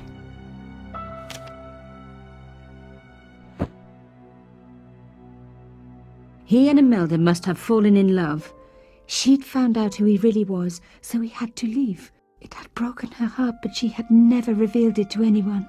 I knew I couldn't either. Whatever he was doing, he'd had good reason to keep it secret. I decided I would respect that and tell nobody.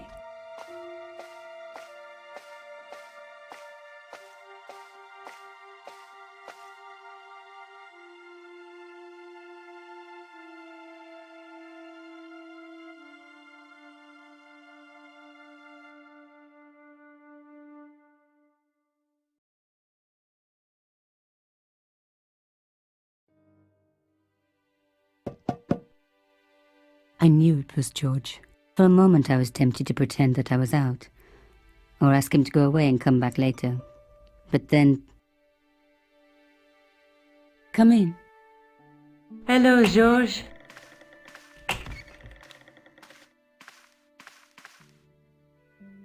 So, where did you stay last night? At McDevitt's. I got to drinking with Doyle and a couple of the guys. That explains why you look so ill today. Did you get any sleep at all? Not much. I had to share the room with another guy. Did it snow? Hardly. He was dead. Then Leary woke me in the middle of the night to help bail out the cellar. The cellar was flooded? Yeah, some idiot had left the faucet running. And you say Pegram has disappeared? Without a trace. But my visit wasn't a complete waste of time. Pegram's gem? The Templars' gem. Whoever Jacques Marquet is, he's in for a disappointment. Jacques Marquet? He's the guy who should have collected the gem from Fitzgerald. What are your plans? I want to find out who, what, or where Montfaucon was. All I've got to go by is the name and a picture of a hanged man.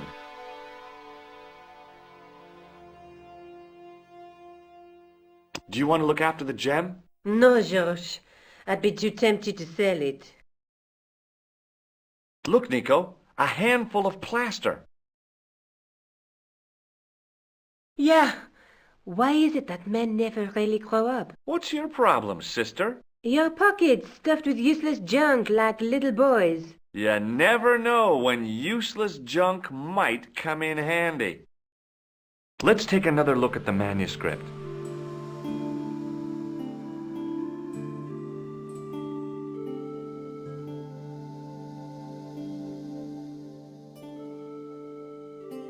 There's a guy between... Look. There's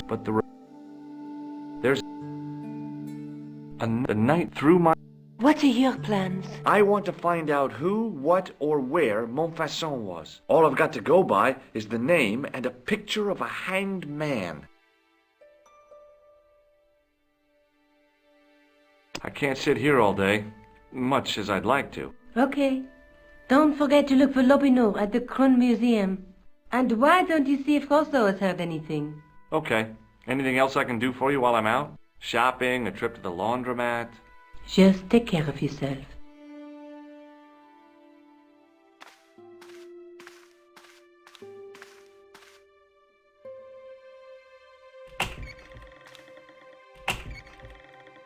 I so much wanted to talk to George about everything that had happened, but I knew I never could. My father's connection to Africa would have to remain a secret forever. His bravery would be known only to the government and to me. Revealing it would just damage his memory. People would take the story and twist it. Before long, he would be the villain and Carchon would be the hero. I know how they do that. I'm a journalist.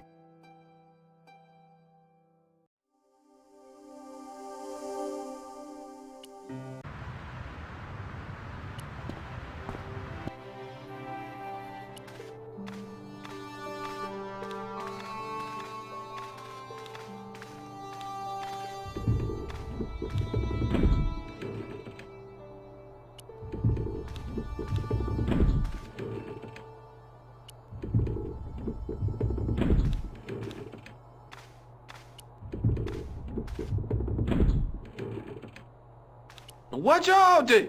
You'll have that done on top of us! Watch out! You'll have that done on top of us! Watch out! You'll have that done on top of us! Watch out! You'll have that done on top of us!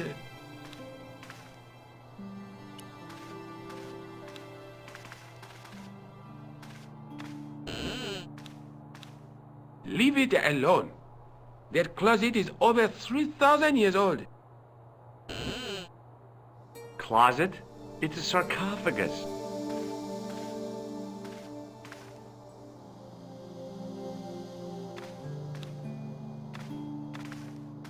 Pardon me. Oui, monsieur?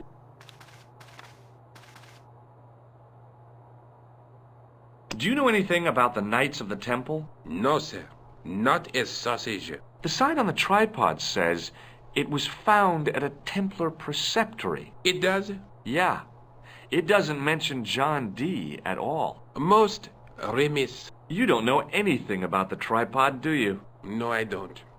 I never had much of a start in life, you see. I owe what little education I gained to my uncle. He was an optician, but he also doubled as the village school teacher. He taught me the alphabet.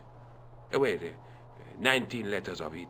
The bottom row of the chart was too small even for him to read, so he left them out. Why don't you start over and enroll for adult education? You know, I never thought of that. Do you think if I studied hard and did all my homework, I could be a professor of history? At your age? Dream on. Can you give me any further information about the tripod? Certainly, monsieur. It's infamous. That tripod, that belonged to John Dee. I found this gem at a medieval site in Ireland. That means nothing to me, monsieur. How did you manage to get this job? I had the right qualifications, a military manner, squeaky shoes, and an irrational hatred of children. Does this white powder mean anything to you? No, it doesn't.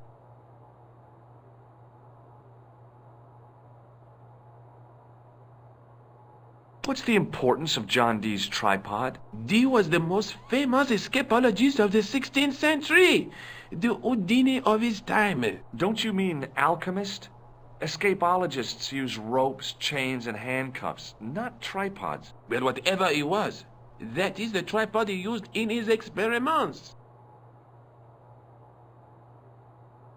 Do you know anything about medieval manuscripts? Not me, monsieur. I am no scholar, though people often mistake me for one. It is the uniform, I guess. They see the clothes. They are impressed. And they ask you to park their cars? They ask me to park the...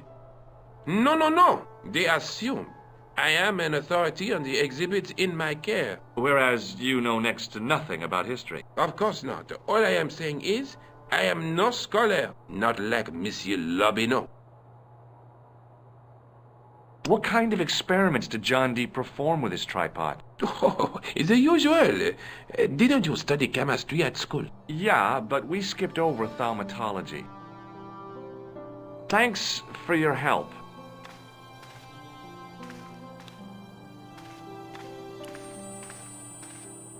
No, monsieur. No, et no. Okay.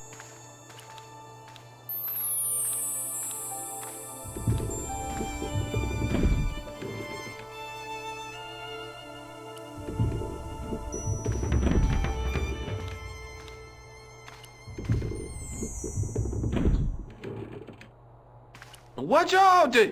You'll have that done on top of us! Watch out! You'll have that done on top of us! Watch out! You'll have that done on top of us! Watch out! You'll have that done on top of us! Watch out! You'll have that done on top of us!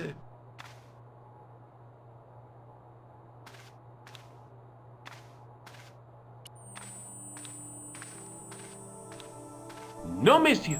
No et no. Okay.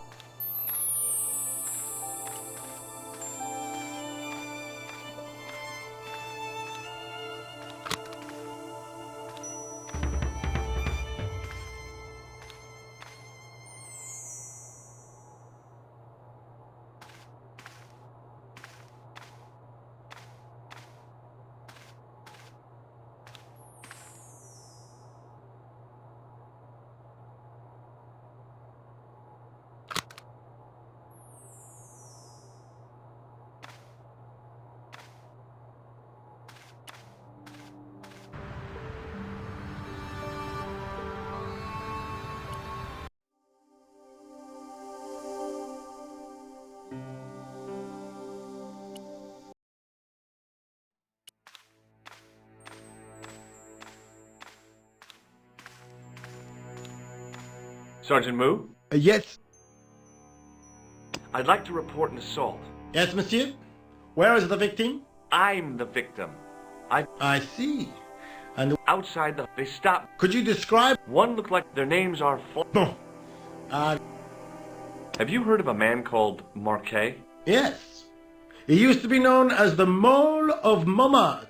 I heard he's been hospitalized, probably by one of his rivals.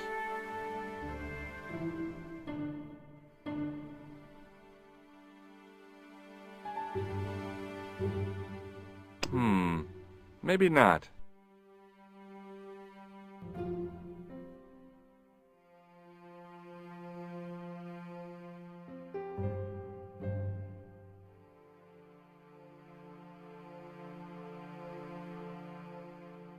That is not a good idea. Which hospital was Marquet taken to? The Hagenmeyer Clinic. In the avenue des Hérissons. Why was Marquet known as the Mole of Montmartre? Because he lived in Montmartre, I suppose. Yeah, but why the mole? I don't know. Maybe he ruined people's lawns.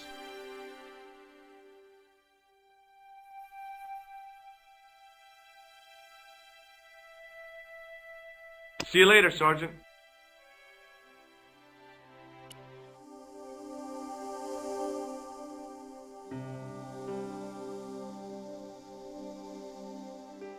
Sergeant Moo? Yes. What are you going to do about Flap and Guido, Sergeant? I'm going to bust them, monsieur. For years I have been hoping to pin something on that pair. Now's my chance. I'll show them. And the inspector. Thanks, Sergeant. Thanks for taking me seriously. I'm only doing my duty, monsieur. See you later, Sergeant.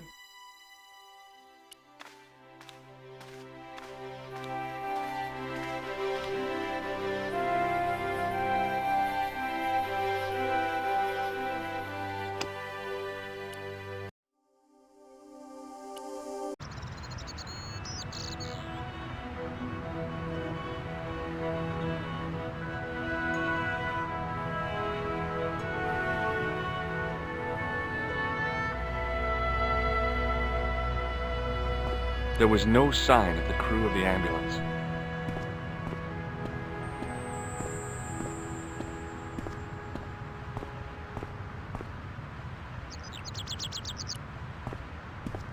I felt a little guilty as I tried the door, like I was about to rob a grave. I gripped the handle with an involuntary tremble in my hand and pulled. The door was locked.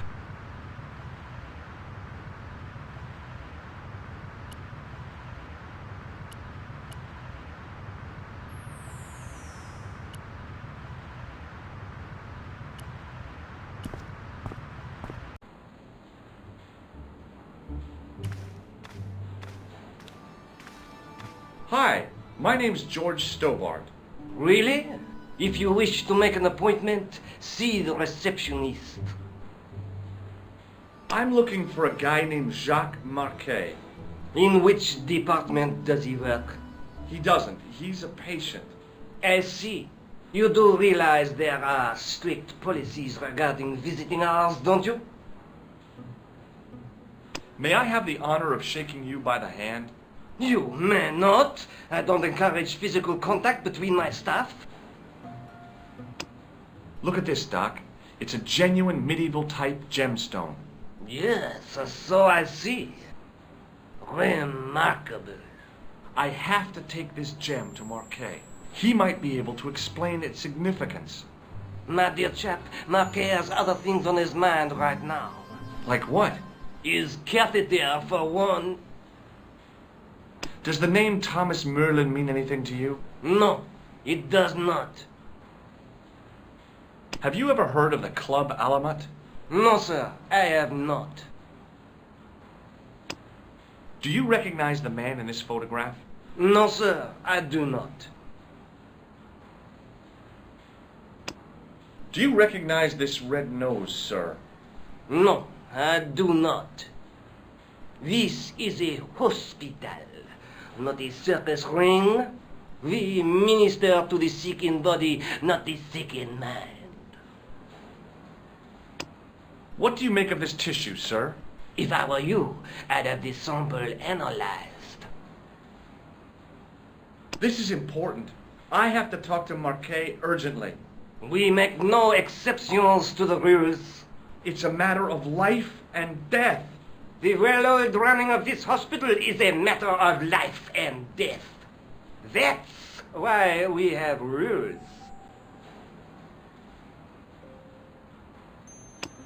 Does this white powder mean anything to you?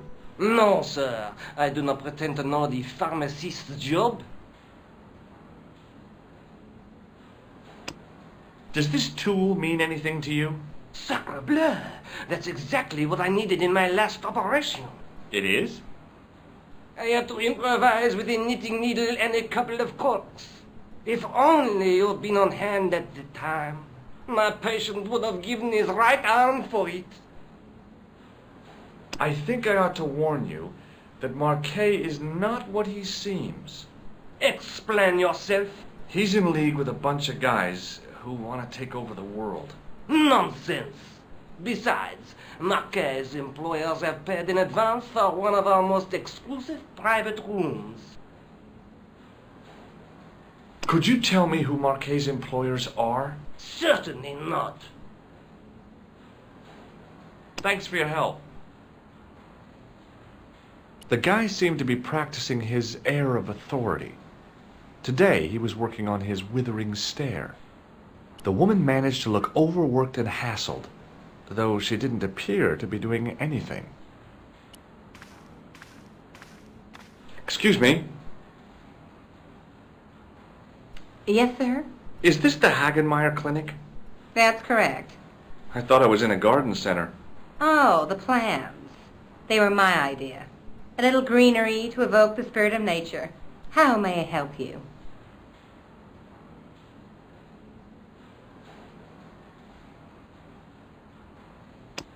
What does this gem suggest to you? I advise you not to flash that around. I'm here to see Jacques Marquet. Oh, yes. Are you related to our client, sir? Yeah, I'm his, long-lost brother. A brother half his age with a different name and an American accent. Yeah, people always say that. I blame Mom. We were separated at an early age, after a mix-up in the nursery at the Oakland shopping mall. I've never heard anything so ridiculous in all my life. I guess not. Has Marquet had a visit from a pair of gangsters? I should hope not. Can you describe them? A thin guy who looks like a weasel and his friend, the gorilla. Sounds as if they escaped from the zoo. Has Marquet been visited by a man in a clown costume? Oh, no. You haven't seen a man in disguise? Well, there's Theodore the bear. He comes every Thursday to entertain the children. Personally, I think he scares them half to death in that crummy old bear suit. If I was stuck on my back with tubes in every orifice, he's the last person I'd want to see.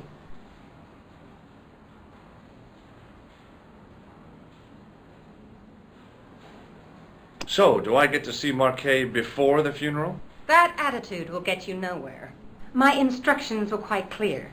No one gets to see Marquet. So unless you can prove you're a relative or a close acquaintance, you're wasting your time here.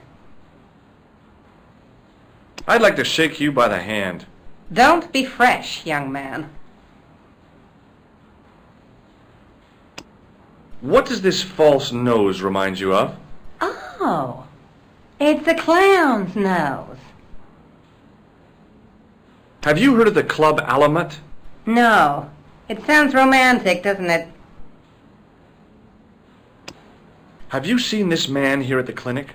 No, sir. And I never forget a face. Look at this ID pass. So you're Merlin. Marquet's been asking for you. For me? Yes. He was shouting your name when they brought him in here. Now, let me see. He was on Ward B12, as I recall. Oh, he's being transferred to... Oh, dear. He's on Ward J2. That's Nurse Grendel's ward. What's so bad about Nurse Grendel? She runs that ward like a South American prison. Keeping a well-disciplined ward isn't a crime, is it? Well-disciplined. In the discipline and punishment stakes, she'd whip the butt off the Marquis de Sade. Everything, I mean everything, is done to a strict routine. 6 o'clock alarm call, 6:10 bowel movements, and woe betide anyone who doesn't have a result. Those patients of hers are like Pavlova's dogs. She sounds like a real nightmare. And then some. If Nurse Grendel is that bad, how come the authorities tolerate her? She's like part of the furniture. I was beginning to get the picture. This woman was jealous, with a big green capital J.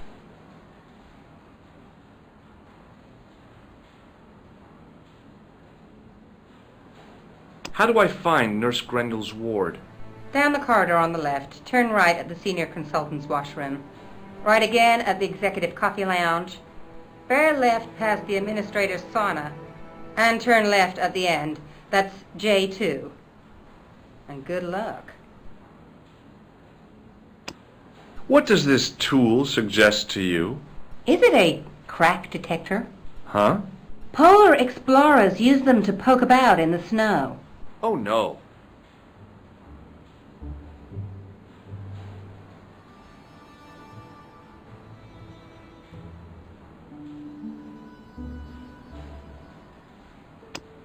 Can you think of any use for this greasy tissue? I guess you could use it to baste a roast turkey.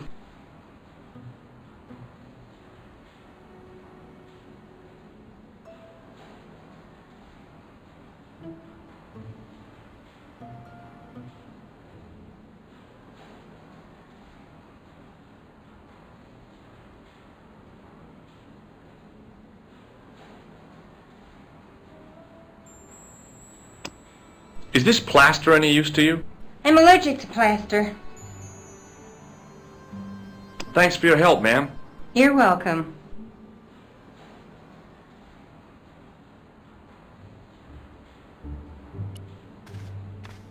As I turned the corner, I saw the source of the hellish noise which echoed through the corridors. It was an industrial polishing machine with an odd-looking guy in tow. He looked blissfully happy, for no apparent reason. Hello. What's that? I said hello. Oh, hiya. I'd like to talk to you for a minute. That's what I thought you said. Don't look so down in the mouth. No matter how bad things seem, I never let life get on top of me. Oh, yeah? What's your secret? Why, it's easy. All you have to do is smile and whistle this little tune. You know what? If you start whistling, I'll bust you in the teeth. It's a deal. What do you think of this, Sam? Oh, boy. What is it? A priceless gemstone, found in a medieval castle in Ireland. Get me into Marquet's ward, and it's yours. I don't wear jewellery. If this gem was yours, you'd be able to buy 100 Mr. Shinies. Don't be silly. There's only one Mr. Shiny. Do you know where I'd find a patient called Marquet? No, I'm not allowed on the wards with Mr. Shiny. Have you seen any unsavory characters lurking about in the quarters? No, sir, I haven't, but I've got nothing to worry about. What's that, Mr. Shiny? You'd take good care of the rascals, I'll bet you would. With a friend like him, I've no fear of oppressors. It must be a great comfort. He is. Would Mr. Shiny be your polishing machine by any chance? Please, don't call him that. He's more of a friend than a machine. I've had Mr. Shiny for 3 years, and he's never let me down once. How come you got so attached to a polishing machine? I asked you not to call him that. He's got a name, you know. Yeah, Mr. Shiny. It's just that... You think it's odd, don't you? I don't mind. The rest of the staff think I'm twisted. I heard them snorking behind me back when I gave Mr. Shiny his weekly pull-through. Would you like to shake my hand? Not until I've washed, if you don't mind, sir. What does this tissue suggest to you? You have a cold. What you need is vitamin C. Take a look at this red nose. Are you a policeman? No, this is a clown's nose, not a policeman's. Do you recognize the man in this photograph? Who is it? That's what I'm asking you. Have you seen him before? How should I know? You haven't told me who he is. Take a look at the photo. Yeah, okay. Now, have you seen him before? No. Do you recognize this matchbook? You should never ever play with matches. I know that, but... People get hurt when they do. They end up in hospital, like the burger lady. She was so burned up they didn't know whether to use bandages or onions. Do you recognize this pass? No, I don't. Should I? No, but I wondered if you'd seen a stranger flashing it about. No, sir. But if I had, Mr. Shiny would take care of him. Do you recognize this powder? Is that dandruff? No way. It sure looks like dandruff. It's plaster. Ugh! Would this tool be any use to you? No, sir. Mr. Shiny has no user-serviceable parts. Whatever that means. See you later. Yeah, take care now. The door didn't have a sign or label or any kind of identification.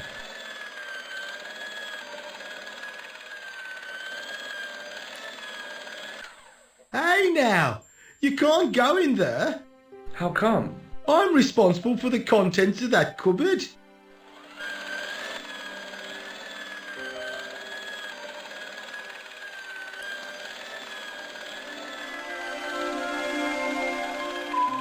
As I tugged the plug out of the socket, the polishing machine coughed, spluttered, and died.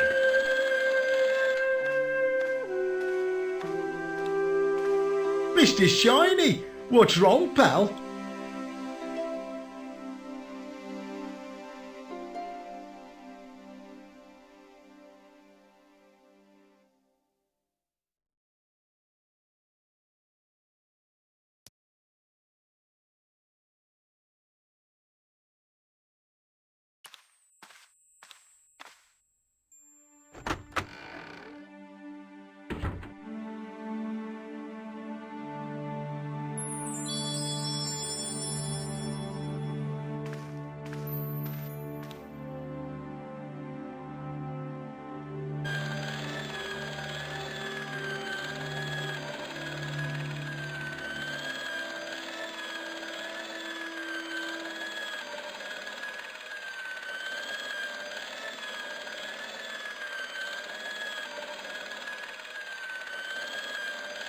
The connector in the socket supplied electricity to the polishing machine.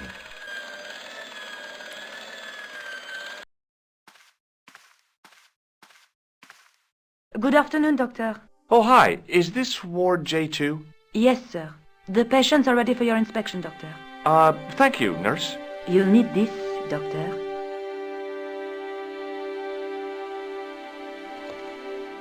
She gave me a long, narrow metal box and a stunning smile. Thanks. Could you take a look at the client in bed number 3 now? His name is Eric Sopmarsh.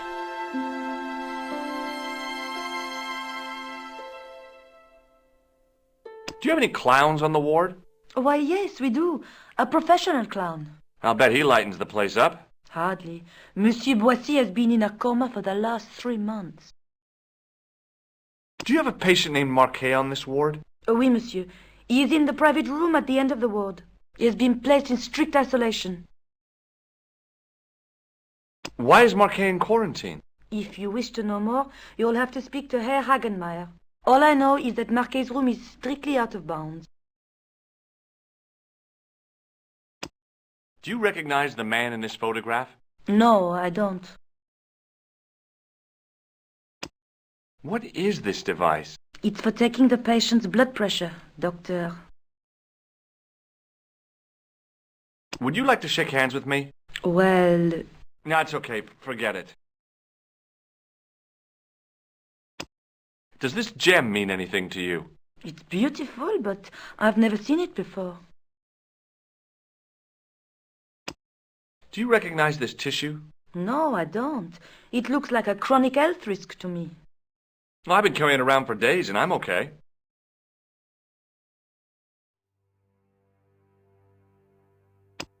Does this mean anything to you? The Club Alamut? I've never heard of it.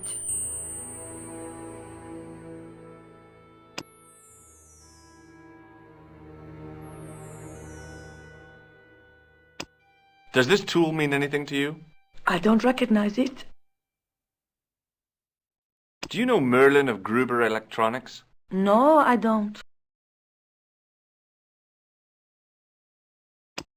Is this plaster any use to you? No, it isn't. What's wrong with Boissy? He was involved in a very nasty accident. A silly stunt involving a unicycle. His current condition is due to post-traumatic shock. It's unlikely he'll ever perform as a clown again. It's an ill wind that blows nobody any good. Do you know who paid for Marquet's room? No, of course I don't. Preferential treatment like that must cost an arm and a leg. That's not my concern, monsieur. Thank you, nurse. Au revoir, monsieur. This guy didn't look sick to me. He didn't have spots or stitches, and he certainly didn't have a fever.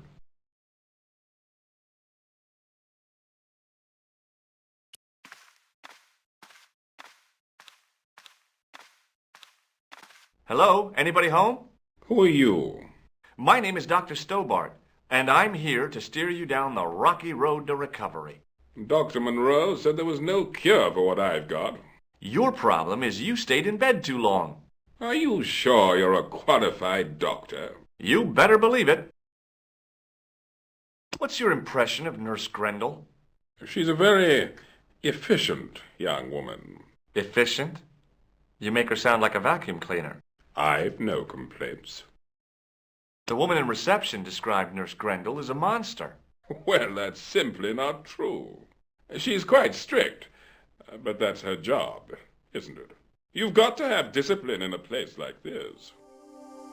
What can you tell me about Marquet? He's the man in the private room, isn't he? That room was mine before I was tossed out like a common squatter. No. Does this gem mean anything to you? No, Doctor. Do you recognize this red nose? Doesn't that belong to Boissy? No. I found it in a sewer. He's a clown, you know. You wouldn't think so to look at him now, would you? Do you recognize the man in this photograph? No, Doctor. Who is it? A cold-blooded killer. Have you heard of a guy called Merlin? No, Doctor. Have you ever heard of the Club Alamut? I'm not really a nightclub man, Doctor. Have you any idea what this is? No, Doctor. I wouldn't even like to guess. Do you know what this tool is used for? I'd rather not, Doctor. I'm going to take your blood pressure. Why? I'm a doctor. It's my job.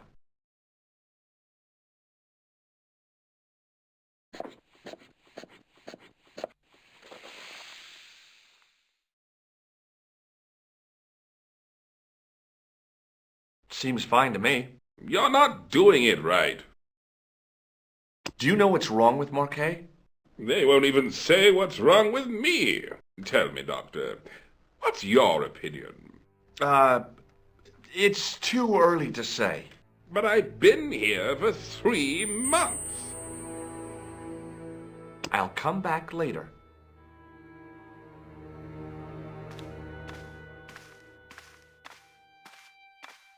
Doctor!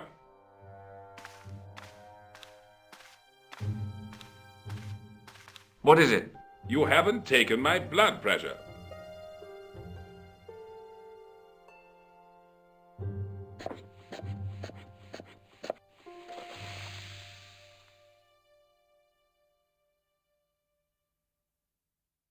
Seems fine to me. You're not doing it right. Of course I am. No, you're not. Dr. Monroe never did it like that. I can't take a satisfactory reading while you're excited like this. I'll come back later.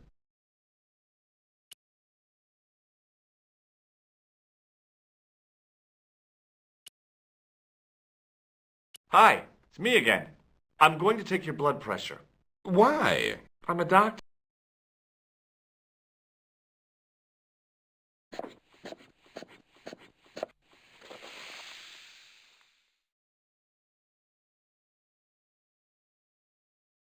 Seems fine to me. You're not... I'll come back later.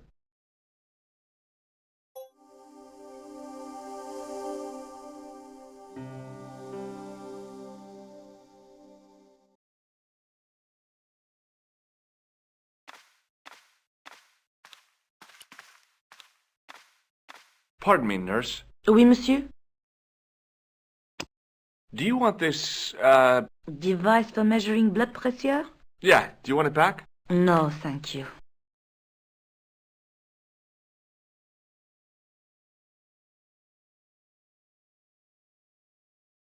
Thank you, nurse.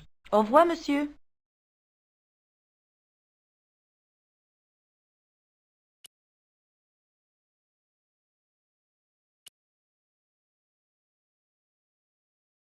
The nurse was stunningly beautiful. The guys on this ward sure were lucky to be in her care.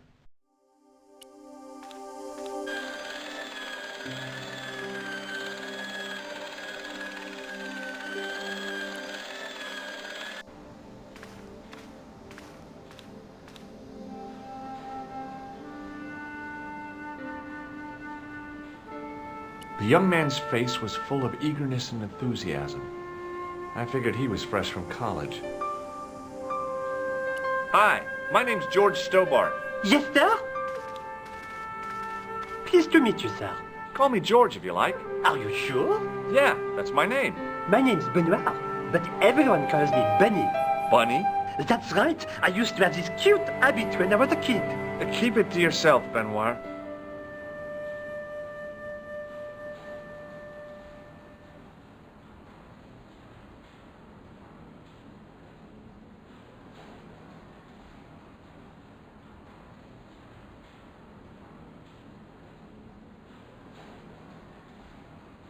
Shake my hand, Benoit. I don't think that's a good idea, sir. How come? Dermatitis.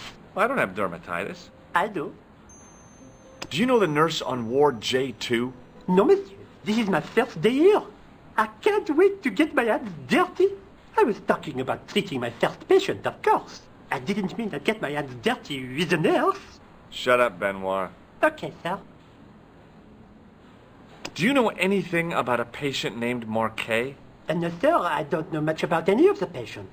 I've never met a doctor who admits that he's only human. I'm only a trainee, sir. I'm sure I'll get the hang of things.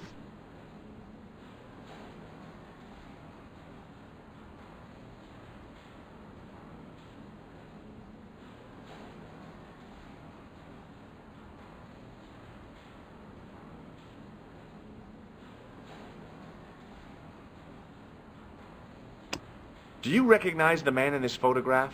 No, monsieur. I've never seen him before. Have you ever heard of the Club Alamet? No, sir.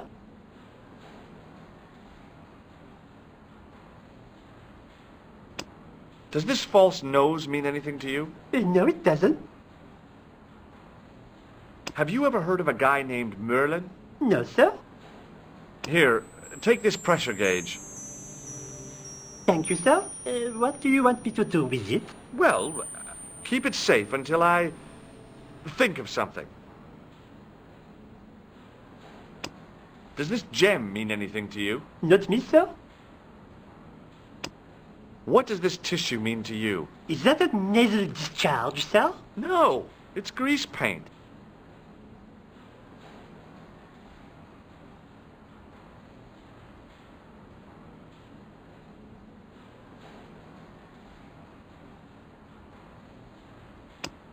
Do you know what this white powder is? No, sir. What does this tool suggest to you? Isn't that used to snap the patient's ribs when exploring the abdomen? See you later. Right.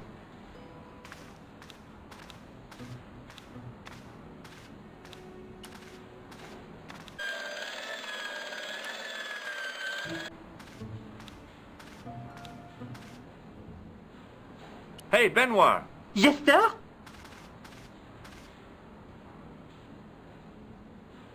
See you later. Right.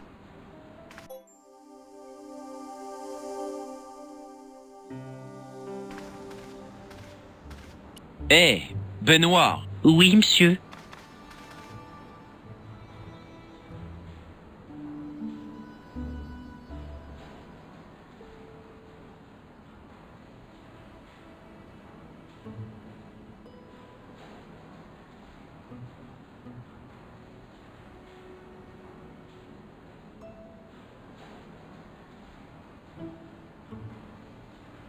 À plus tard. D'accord.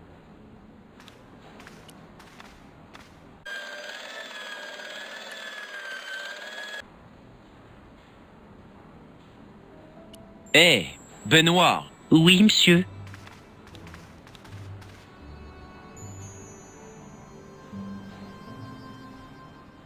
À plus tard. D'accord.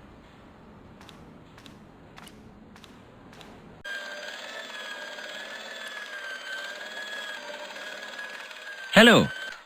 Salut, je ne siffle pas, d'accord? D'accord. Vous avez des ennuis avec Monsieur Briand? Oui, je ne sais pas ce qu'il a aujourd'hui. Il n'arrête pas de tirer sur sa prise.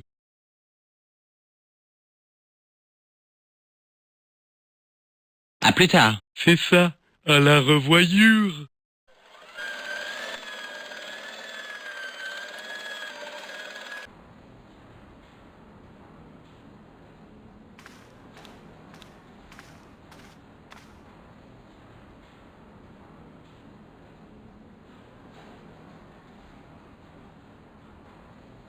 Eh, Benoît. Oui, monsieur. À plus tard. D'accord.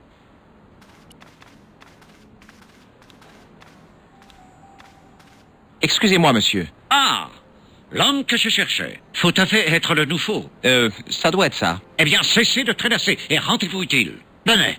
Viens là, mon garçon. Voici Benoît, mon neveu. Puis-je le laisser entre vos mains expertes?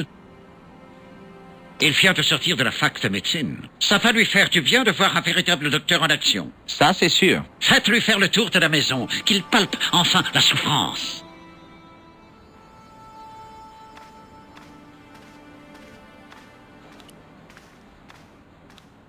Bonjour, je suis le docteur Stobbart.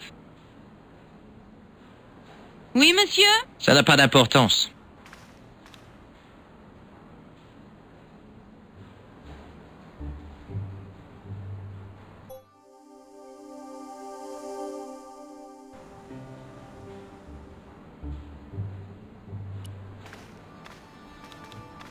Excuse me, sir. Thanks for your help.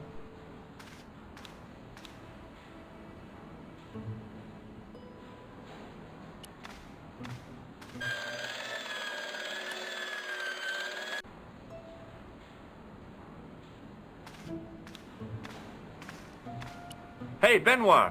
Yes, sir?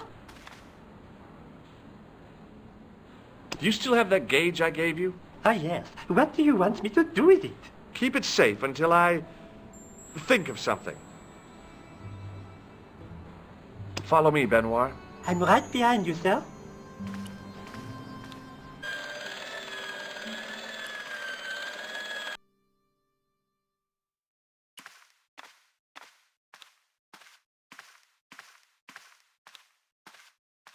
Hi, it's me again.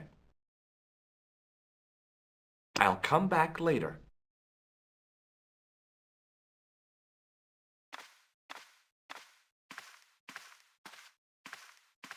You haven't finished taking my blood pressure.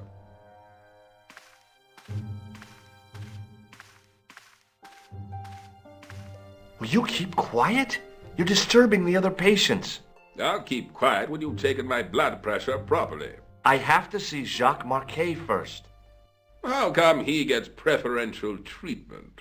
It's because he's got money, isn't it? I'll come back when you've dealt with that chip on your shoulder. Hey, Benoit. Yes, sir? Do you still have that gauge I gave you? Ah, yes. What do you want me to do with it? Use it on Nurse Grendel. Huh? Go on, she'll enjoy it. Well, okay. Dr. Stobart, Yeah? I would appreciate it if you saved your jokes for the intern's restroom.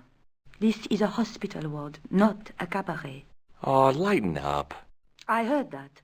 Any more nonsense and I shall report you to Dr. Hagenmeyer. Use it on Eric Sopmarsh. Okay.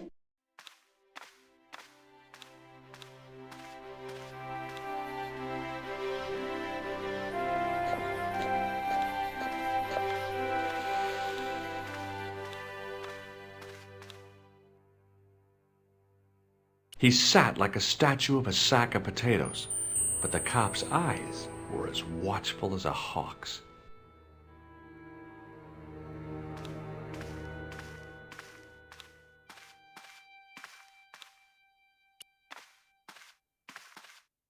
I'm Dr. Stobart. Bonjour, docteur.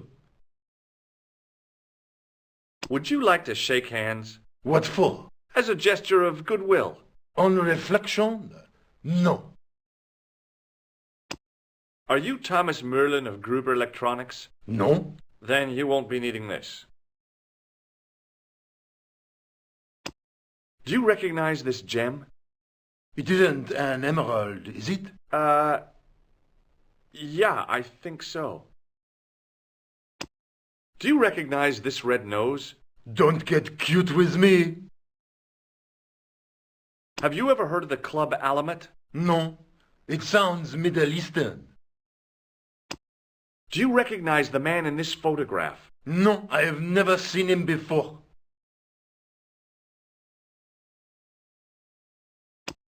What does this tissue suggest to you? It looks as if it has been used to wipe Satan's bottom. I hate to say it, but you could be right. What do you think this tool is used for? Branding mice without bending down. Can you think of any sensible use for this plaster? Sensible? No. Puerile? Yes, but you've probably thought of those already. Have you heard of a guy called Marquet? He's in quarantine, Doc, right behind this here door. Marquet is just the man I wanted to see. I wouldn't go in there if I was you. He has anthrax. Have you seen any suspicious characters on the ward? Yeah, I have. A gorilla and a weasel? No, this was a tatty old bear. How was the bear acting suspiciously? Well, he was wearing a homburg. Is that against the law? No, but it's pretty weird for a bear. I have to visit my patient. What for? Routine. I have to check he's still breathing. What if he's not? I'll sign the certificate and register his bed as vacant. That's a cold and distant attitude to death. Well, I've been institutionalized to the point of godlike aloofness. The white coat suits you. Thanks. Catch you later, officer. Au revoir, Doc.